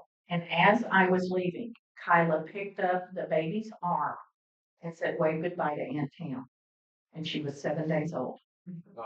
Social skills started the day you were born. If you're male, somebody shook your hand the day you were born. If you were female, people told you hello. People came to meet you the day you were born. My mother learned her church and her spiritual beliefs. She learned her activities of daily living. That's transferring, ambulating, toileting, bathing, grooming, dressing, and eating. And then my mother learned singing. She began to learn cursing. They sent her off to school. She went to a 15-room schoolhouse, room for the nurse, a room for the kitchen, a library, and 12 rooms for each of the 12 grades. My mother played basketball. She played softball. She ran track. She played volleyball. She was a cheerleader. She was the homecoming queen. And the day after she graduated high school, she married my father. By the time my mother is 30, she and my father had 5 small children, and I would be 10. From 4 of those children, my mother has 12 living grandchildren, and from the first 8 of those grandchildren, my mother has 24 great grandchildren. But now dementia has started. And my mother fell, and they tried to give her a walker, and they said, your mother refuses to learn to use a walker. Walkers weren't developed until 1974. But my mother does know how to use a cane. Why would she know how to use a cane? When did you first see a cane? And who had the cane? And you took it away from your grandparents and your uncle, and you played with it till they finally made you give it back. So my mother can't learn walker because dementia has started. Are you with me? She's not pretending she can't learn it. She's not refusing. She can't learn it. The piece of the brain that does that doesn't exist. Does that make sense to everybody? Okay. We noticed that my mother's having trouble with her cell phone and her clicker. In 2007, the iPhone came out. In the same year, flat screen TVs became affordable, and all of a sudden, each of us had a flat cell phone and we had a clicker for a giant TV. It is common for people with dementia to come up and hand us their phone and say, "This is broken, it won't turn on the TV." It's also common for them to come up to us with their clicker and say, "This is broken, I can't call my daughter." That means 2007 isn't there anymore. And because she can't use the walker, that means we're well back in time. So we asked my mother what year it is, and my mother says the year is 1970. And if the year is 1970, I'm 10 years old. My mother knows she knows me. I get in her personal space. I fix her hair. I do her earrings. I put on her lipstick. I tie her scarf. She knows me. But when she goes to her file cabinet, I don't exist except as a 10-year-old. Who does my mother think I am? Did you ever fall down and skin your knee and run home yelling, "Sister, sister"? No. Who does my mother think I am? Her mother. And that's why they ask so much information of you. If you knew my family history, you would know at 62, I'm the age my grandmother was when my mother was 30. Okay? So my mother thinks I'm her mother. Who does she think my 88-year-old father is? Because remember, she's 30 years old with 5 little kids. A grandfather. And if you knew the history, both sets of grandparents lived with them at some point in time when they were children. Who does my mother think her real children are? She's looking for 5 people under the age of 10. And by the way, of the 24 nieces, great nieces, and nephews, 15 of them are under the age of 10. I know, they are procreating themselves right out of Christmas. And my mother told them that too. So who does my mother think her children are? Her actual children? Her grandchildren, who are all adults? Or is it the greats? Why the greats? They fit the timeline. And family tree doesn't fork enough. All 24 of them look just like us. Okay, if you threw them out in town, people would drive them out to the ranch and say you dropped one. Okay, so my mother thinks the great grandchildren are her children, and all the rest of us in the house, there's 58 when there's a holiday. I know it's scary to people who are single children. My mother thinks the rest are just 3 cousins. Who does my mother think my brother is? Her husband. How many of you know a boy with the same name as his dad? Yeah. How many of you know a son who is the spitting image of his father? My mother knows she's married to a Jimmy, but it's not that old Jimmy. It's that young Jimmy. As a general rule of thumb, women go, "Oh, daddy thinks I'm mama. Okay, I can do that. I can be cool about that." Sons hear mom thinks they're daddy, and their first response is, "She's got sex with me." She doesn't. She's simply trying to put you in a file that makes sense to her. But if my brother and his wife decided to move my mother in with them, would that be a happy occasion? Or would my mother be unhappy every night when my brother took his obvious strumpet off to his robe and did shenanigans in my mother's very own door? So for boys, that usually doesn't work out very well. We want guys to understand nobody's trying to have sex with you, just trying to put you in the right frame. Does this make sense to you? As the disease progresses, I go to my mother and I say, "I'm your daughter," and my mother says, "I'm sorry, I never married, I don't have children." Where is my mother now in her file cabinet?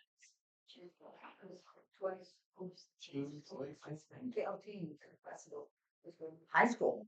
Can I have a conversation with her? Heck yeah. We can talk about basketball. My mother grew up on a working ranch. I can ask her how to milk a cow, how to gather eggs, how to make butter, how to make biscuits, how to do preserves. I can ask her to show me a Yale old event high, go Elks. I can ask her about being a point guard. I can ask her about her homecoming costume. Okay. And then the disease continues. And where does everybody with dementia want to go? Home. And does home mean a physical, tangible building? No.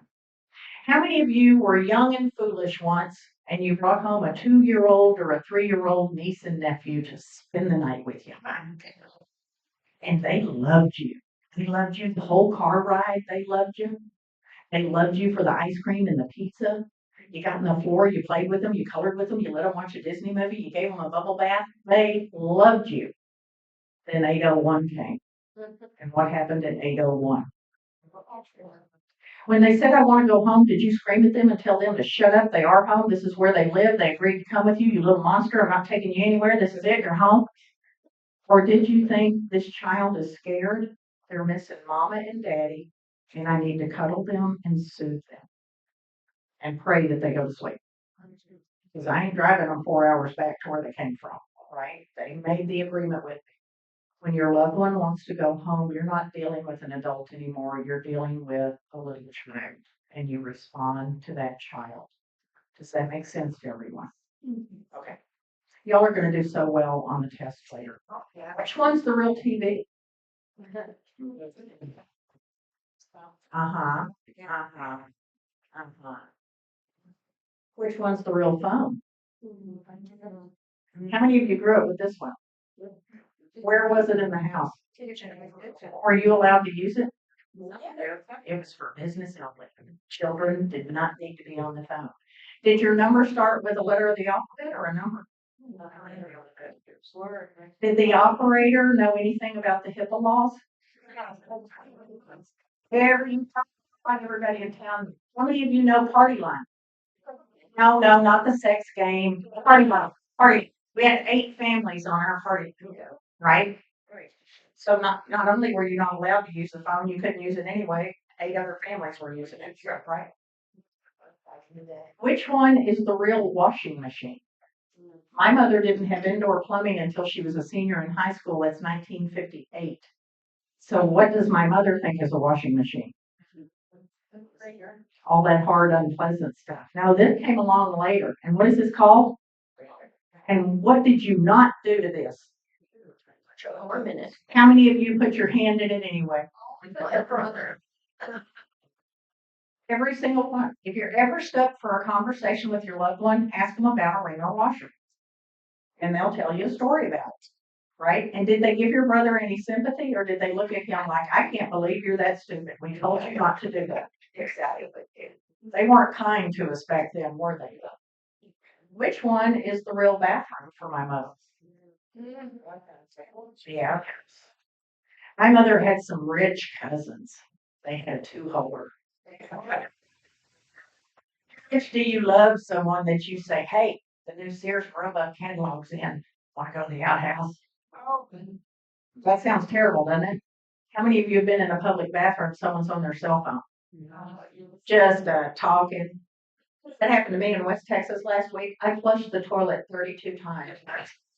Wanted whoever that person thought she had to talk to because she's so important, she's got to talk while she's peeing.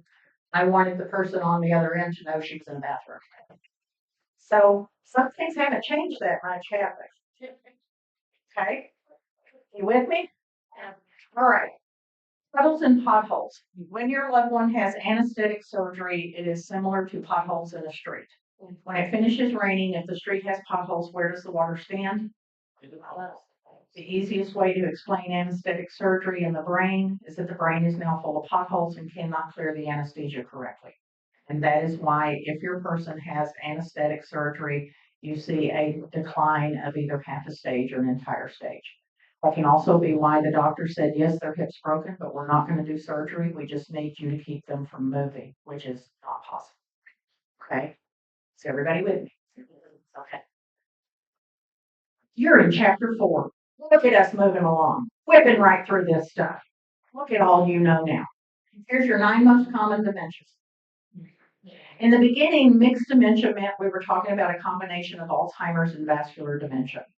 Then research showed that Alzheimer's would join any dementia if the person lived long enough.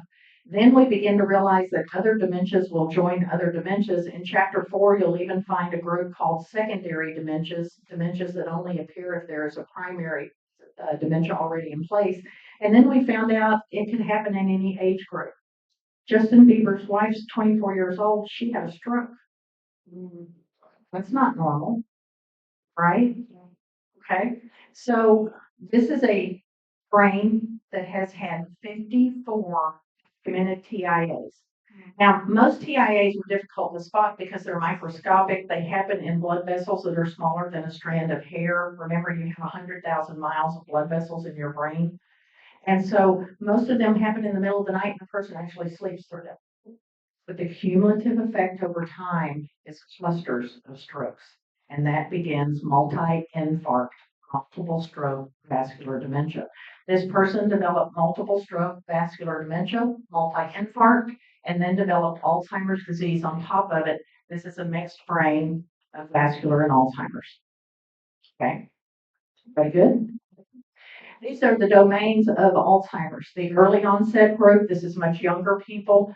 About 5% of those are familial, and all of those families can trace their place of origin back to a valley region in Germany. There is a second place in the world that has been discovered with its same familial link. It's in Central America. A lot of Nazis escaped to Central America after the war, and they think that that's the connection. 95% of these are sporadic. Nobody in your family has dementia, and suddenly your 35-year-old sister is diagnosed. So this is a very small number of people. A tiny portion of them are familial, but this is actually very rare. And if your person is 89 years old, they cannot have early onset Alzheimer's. That is, you need to find a doctor that's better. Does everybody understand that nowhere on the doctor's license does it say I barely passed? Does common sense tell you 50% of physicians had to be in the bottom half of the class? What about specialists? 50% of them had to be in the bottom half of the class. We can't all be valedictorians. So when you go to physicians, go to board certified physicians. They have a higher grade point average, and that's who we want you to see. Does that make sense to everybody? Okay. Then you have Down syndrome Alzheimer's. This does cause a change in personality. The person with Down's becomes very physically, verbally agitated and aggressive. Regular onset Alzheimer's is people in their 60s and 70s, and we have some variants. Atypical frontal variant, the person is losing weight. Posterior cortical atrophy, the person begins to lose vision, has terrible cortical headaches, and their skin feels like it's being pricked. There's another very rare one called logopenic variant. There's also an FTD called logopenic variant. There's also a behavioral variant FTD that gets misdiagnosed as frontal variant. The difference is behavioral variants gaining weight, frontal variants losing weight. You with me? Okay. And late onset Alzheimer's, two types have now been identified, type A and type B. In type A, I write a report that says, this is a lovely, pleasant, demented little old lady. In type B, I write, run for your life. She's going to get you. So one form is very social, very outgoing. People have trouble even believing this person has cognitive issues. The other person is very agitated and can be physically or verbally aggressive. So we've identified two forms. And then any of these can come with delusions. The most common delusion is you're stealing from me. How many of you have stolen their house, their car, their wallet, their purse, their bank account? You can deny it, but we know you've done it because they tell us you have. How many of you had a caregiver in the house and they got thrown out because your spouse said they're stealing? It's because they can't find their stuff. And if I can't find my stuff, my brain doesn't know it's sick. My brain says, you always put it right here. That's where it should be. It's right here. But you know what? She's here. And I've never liked her. I've always thought she was up to no good. And so I accuse her of stealing from me. She gets her feelings hurt. She leaves. She doesn't know I'm up all night long. And at 3 a.m, I find my purse in the fridge. I don't think, oh, I should call and apologize. I think, oh, sneaky she is. I better go hide this purse before she comes back. And the game starts all over again. So yes, they do tell us and they do accuse you. Now, Lewy bodies makes this accusation in stage 3. For the other dementias, that is a stage 5 behavior. And it's because they can't figure out where stuff is, but you're the person here, so you must have done it. Does that make sense to you? Okay. Hallucinations, you need to distinguish between a hallucination and a perception. Perception is the car goes down the street, the shadow moves in front of the window, it makes a change in the light, and your brain goes car, shadow, big deal. The person with Alzheimer's may begin to argue with you that there's actually a person in that window or at that window because their brain isn't perceiving the image correctly. Versus a hallucination, which is something you see, hear, or smell that's not real. Are you with me? Okay.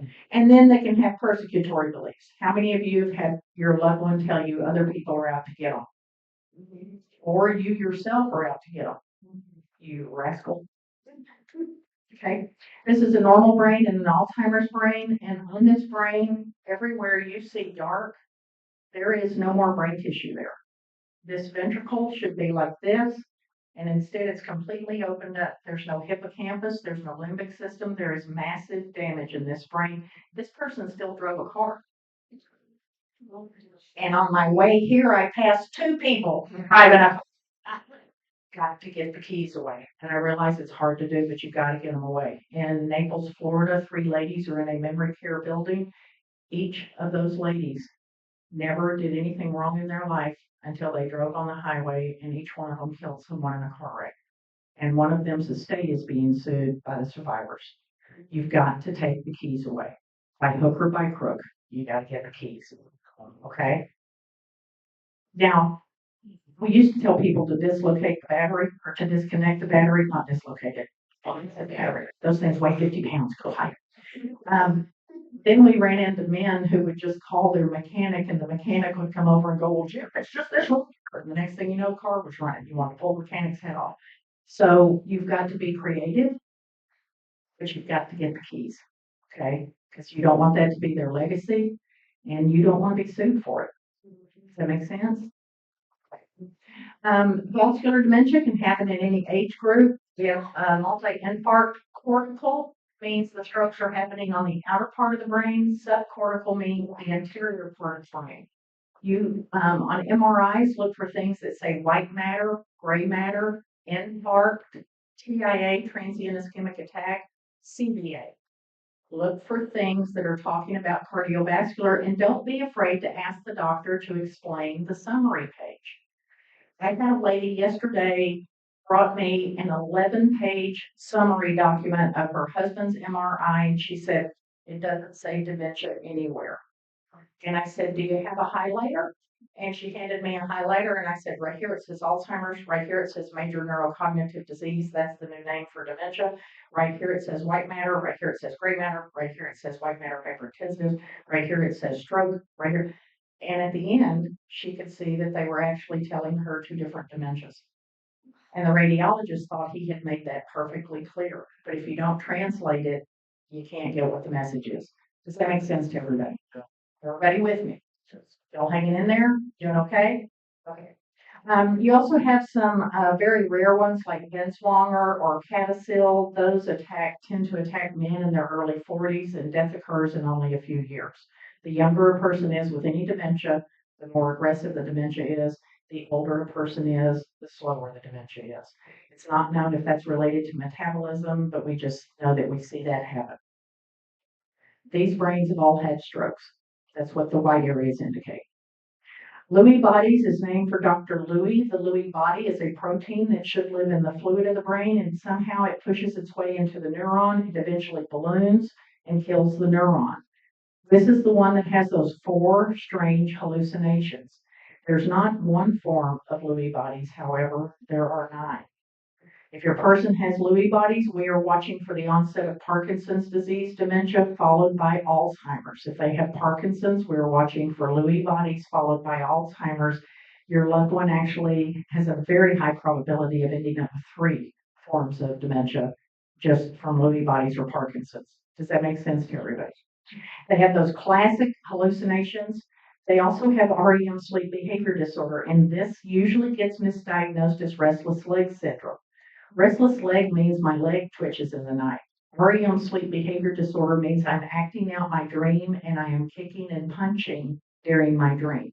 They have constipation, not related to diet or exercise.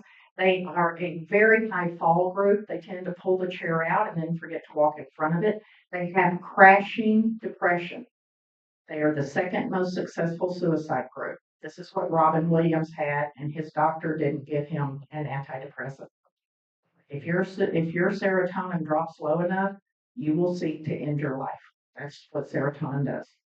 Okay? Everybody got me? And it turns out that Lewy bodies is slightly different from one person to the next, and that's relatively new information. For the FTDs, this is typically going to be people in their 40s, 50s, or 60s. We're taught that before you say early onset, you must first rule this out. And for most families, they're actually the ones that figure out what the disease is because they go to the FTD website, they go under what is FTD, they look up the clinical features, and there is their person.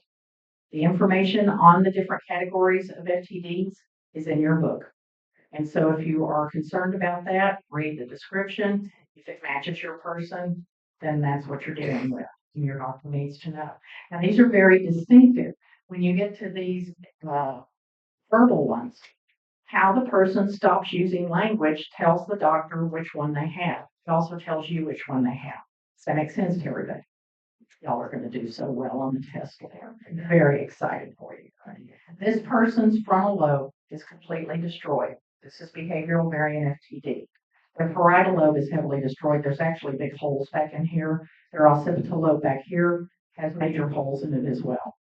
Everything your loved one is doing is directly related to brain damage. It's not on purpose.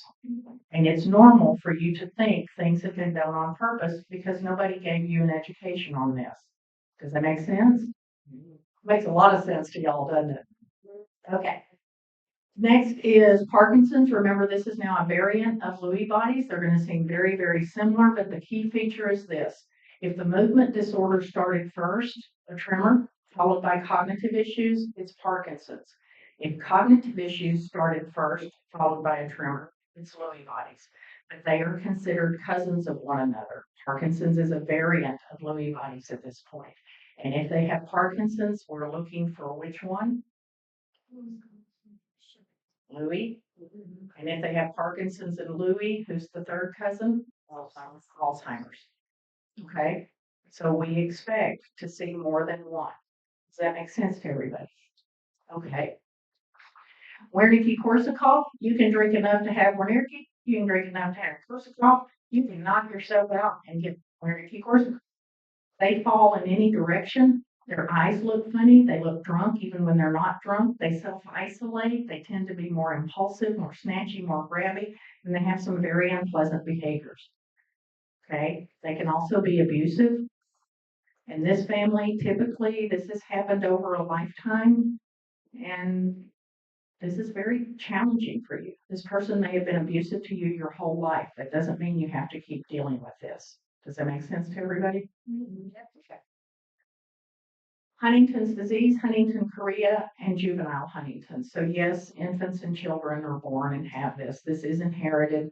I do dementia all day long. It doesn't bother me. This is my job in my field. When I have to do Huntington's, I come home and get on my hands and knees and cry and thank God this is not in my family. This is a horrible, horrible dementia. This takes a toll on the staff, and this takes a terrible toll on the spouse who's the survivor. Okay, so if you find these people, give them all the love and care you can. All right. And then CTE. The youngest person to die of CTE is a 13-year-old boy in Texas, followed by a 15-year-old boy in Texas, a 16-year-old boy in Texas, a 17-year-old boy in Texas, an 18-year-old boy in Texas. Every time I see a football player do something absolutely stupid, ridiculous, dangerous, or criminal, I don't think that's a bad person. My first thought is how damaged is their brain. Of the 1,007 autopsies that have been done so far on NFL football players, 1,006 of them were in stage 4 CTE. This is the only dementia graded on 4 stages, and the staging is at the front of your 5th chapter.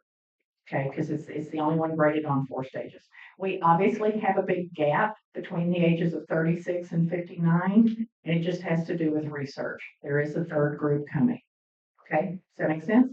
Okay, how are y'all doing? Y'all hanging in there? Okay. In behaviors, you're going to use your tools. Okay, these are dementia behaviors. Scatological is anything to do with urine or feces. Who pees in the corner? Men or women? Men. Who pees in trash cans? Men or women? Men. Looks just like a urinal. Who pees on the silk tree?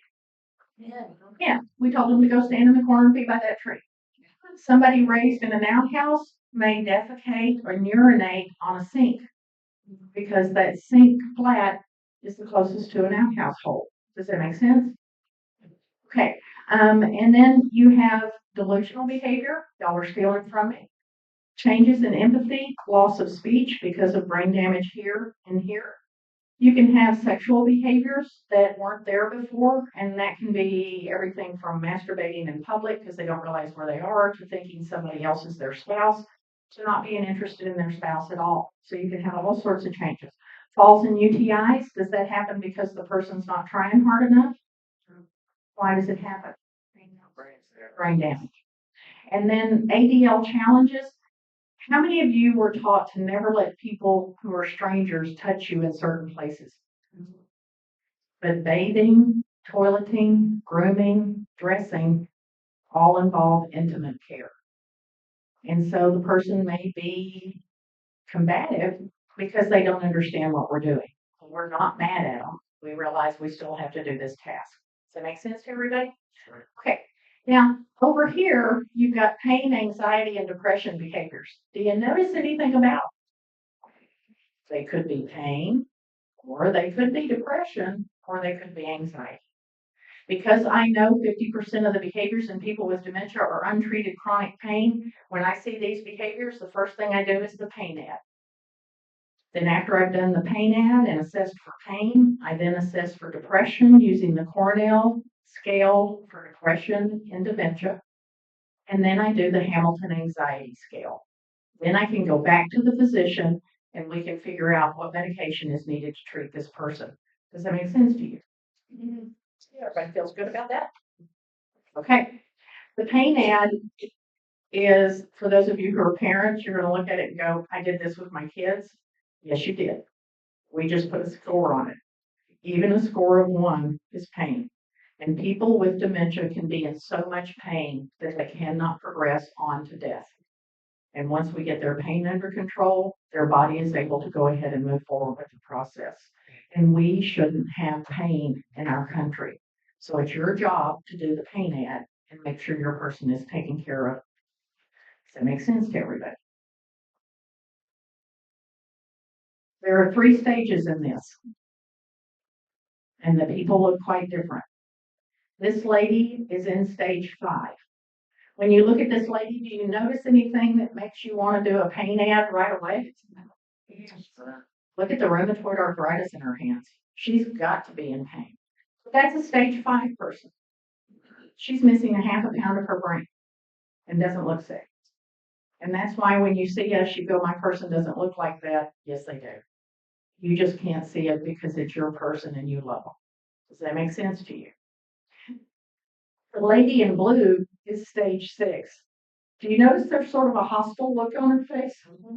Not a lot of emotion there. The eyes are a little testy. Okay, that's a stage 6 person. She's missing a pound of her brain.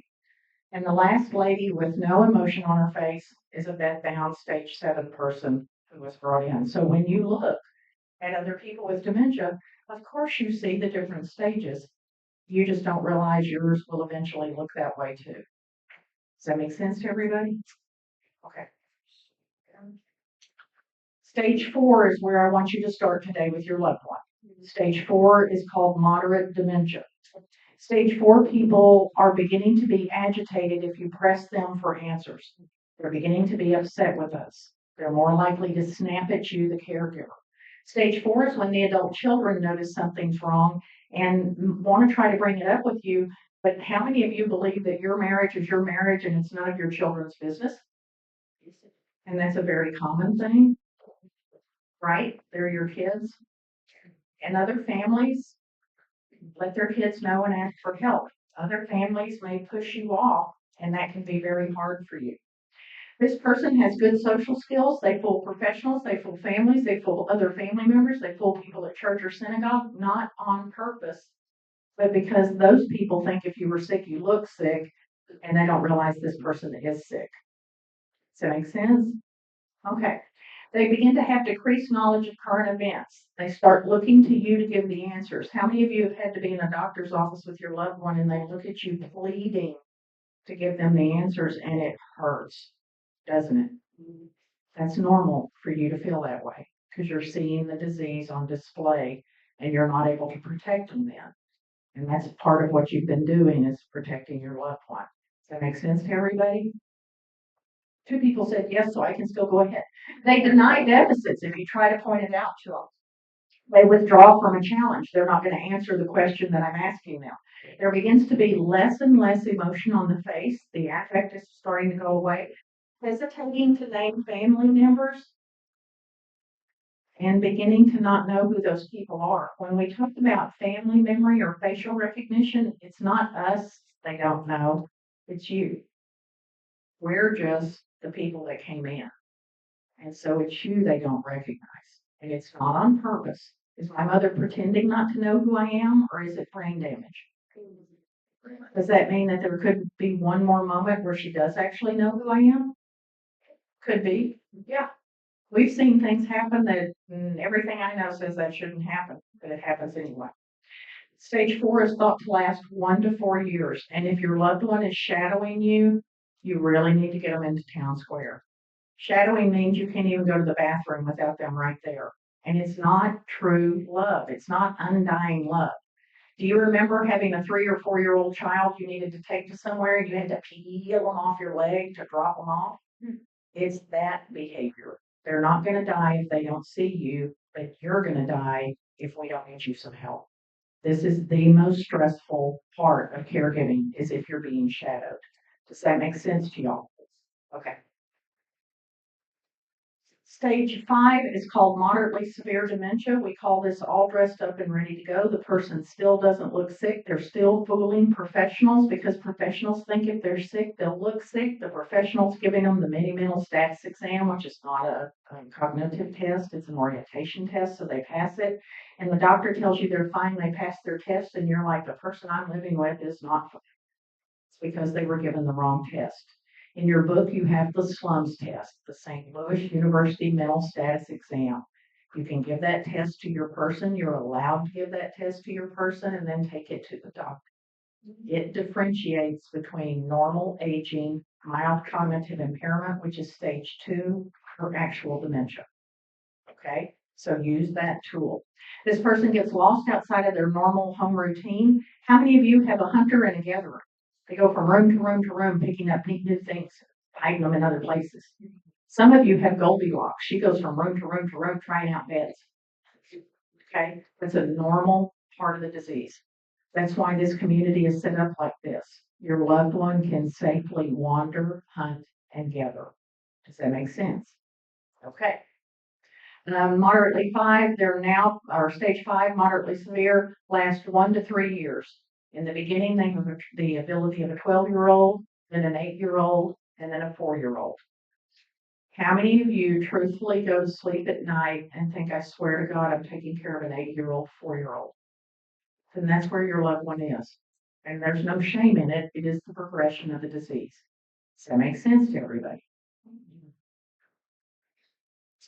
Stage 6 is called severe dementia. And at this current point, the person is now bent, they're shuffling, they're rapidly losing language skills, they're beginning to lose weight. This is where the term 36-hour day comes from, because they can stay awake for 36 to 72 hours and stay in motion. You and I cannot do that. That's why the weight comes off.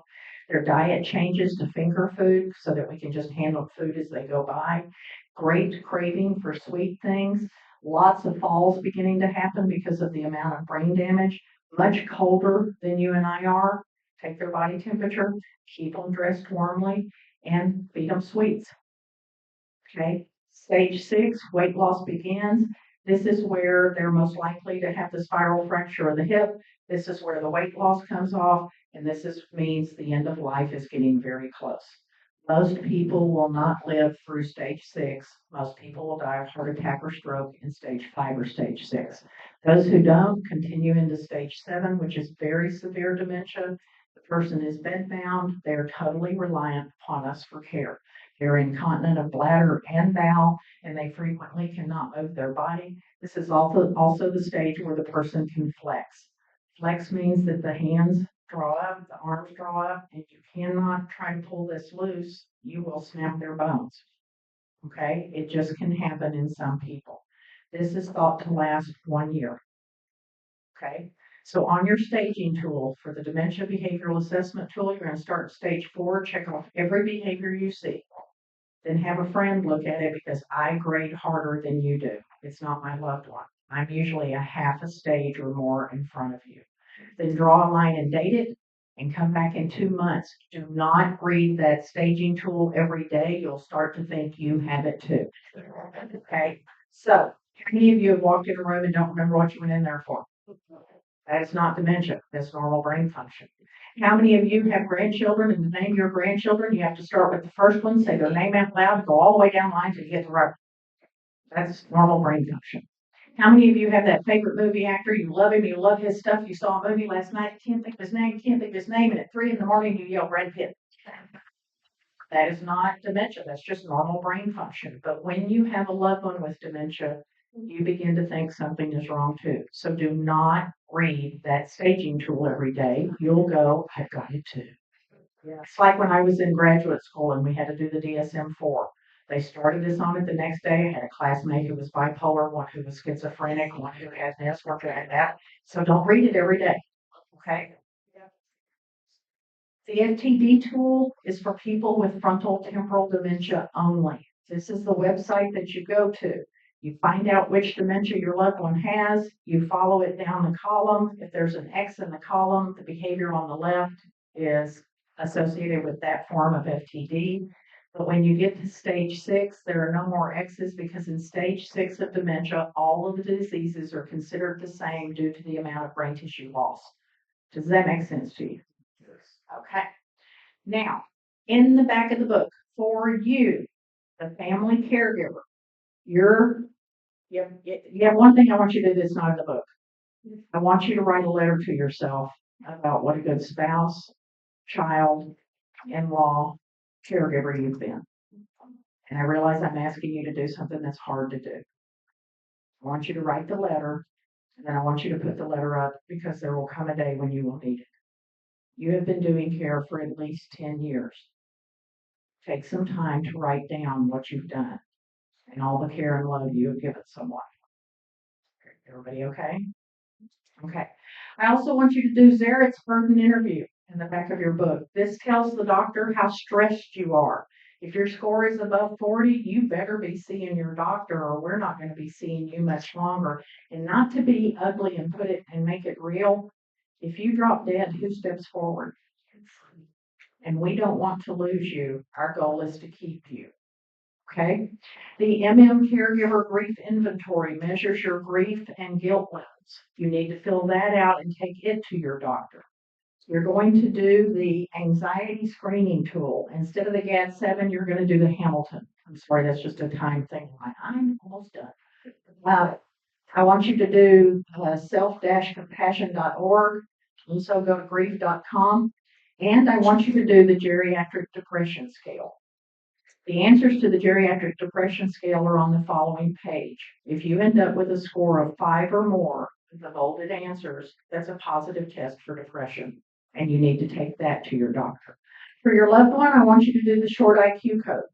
Every single question starts with compared with 10 years ago today because we want you to understand how long you've been on this journey and what you're seeing is real.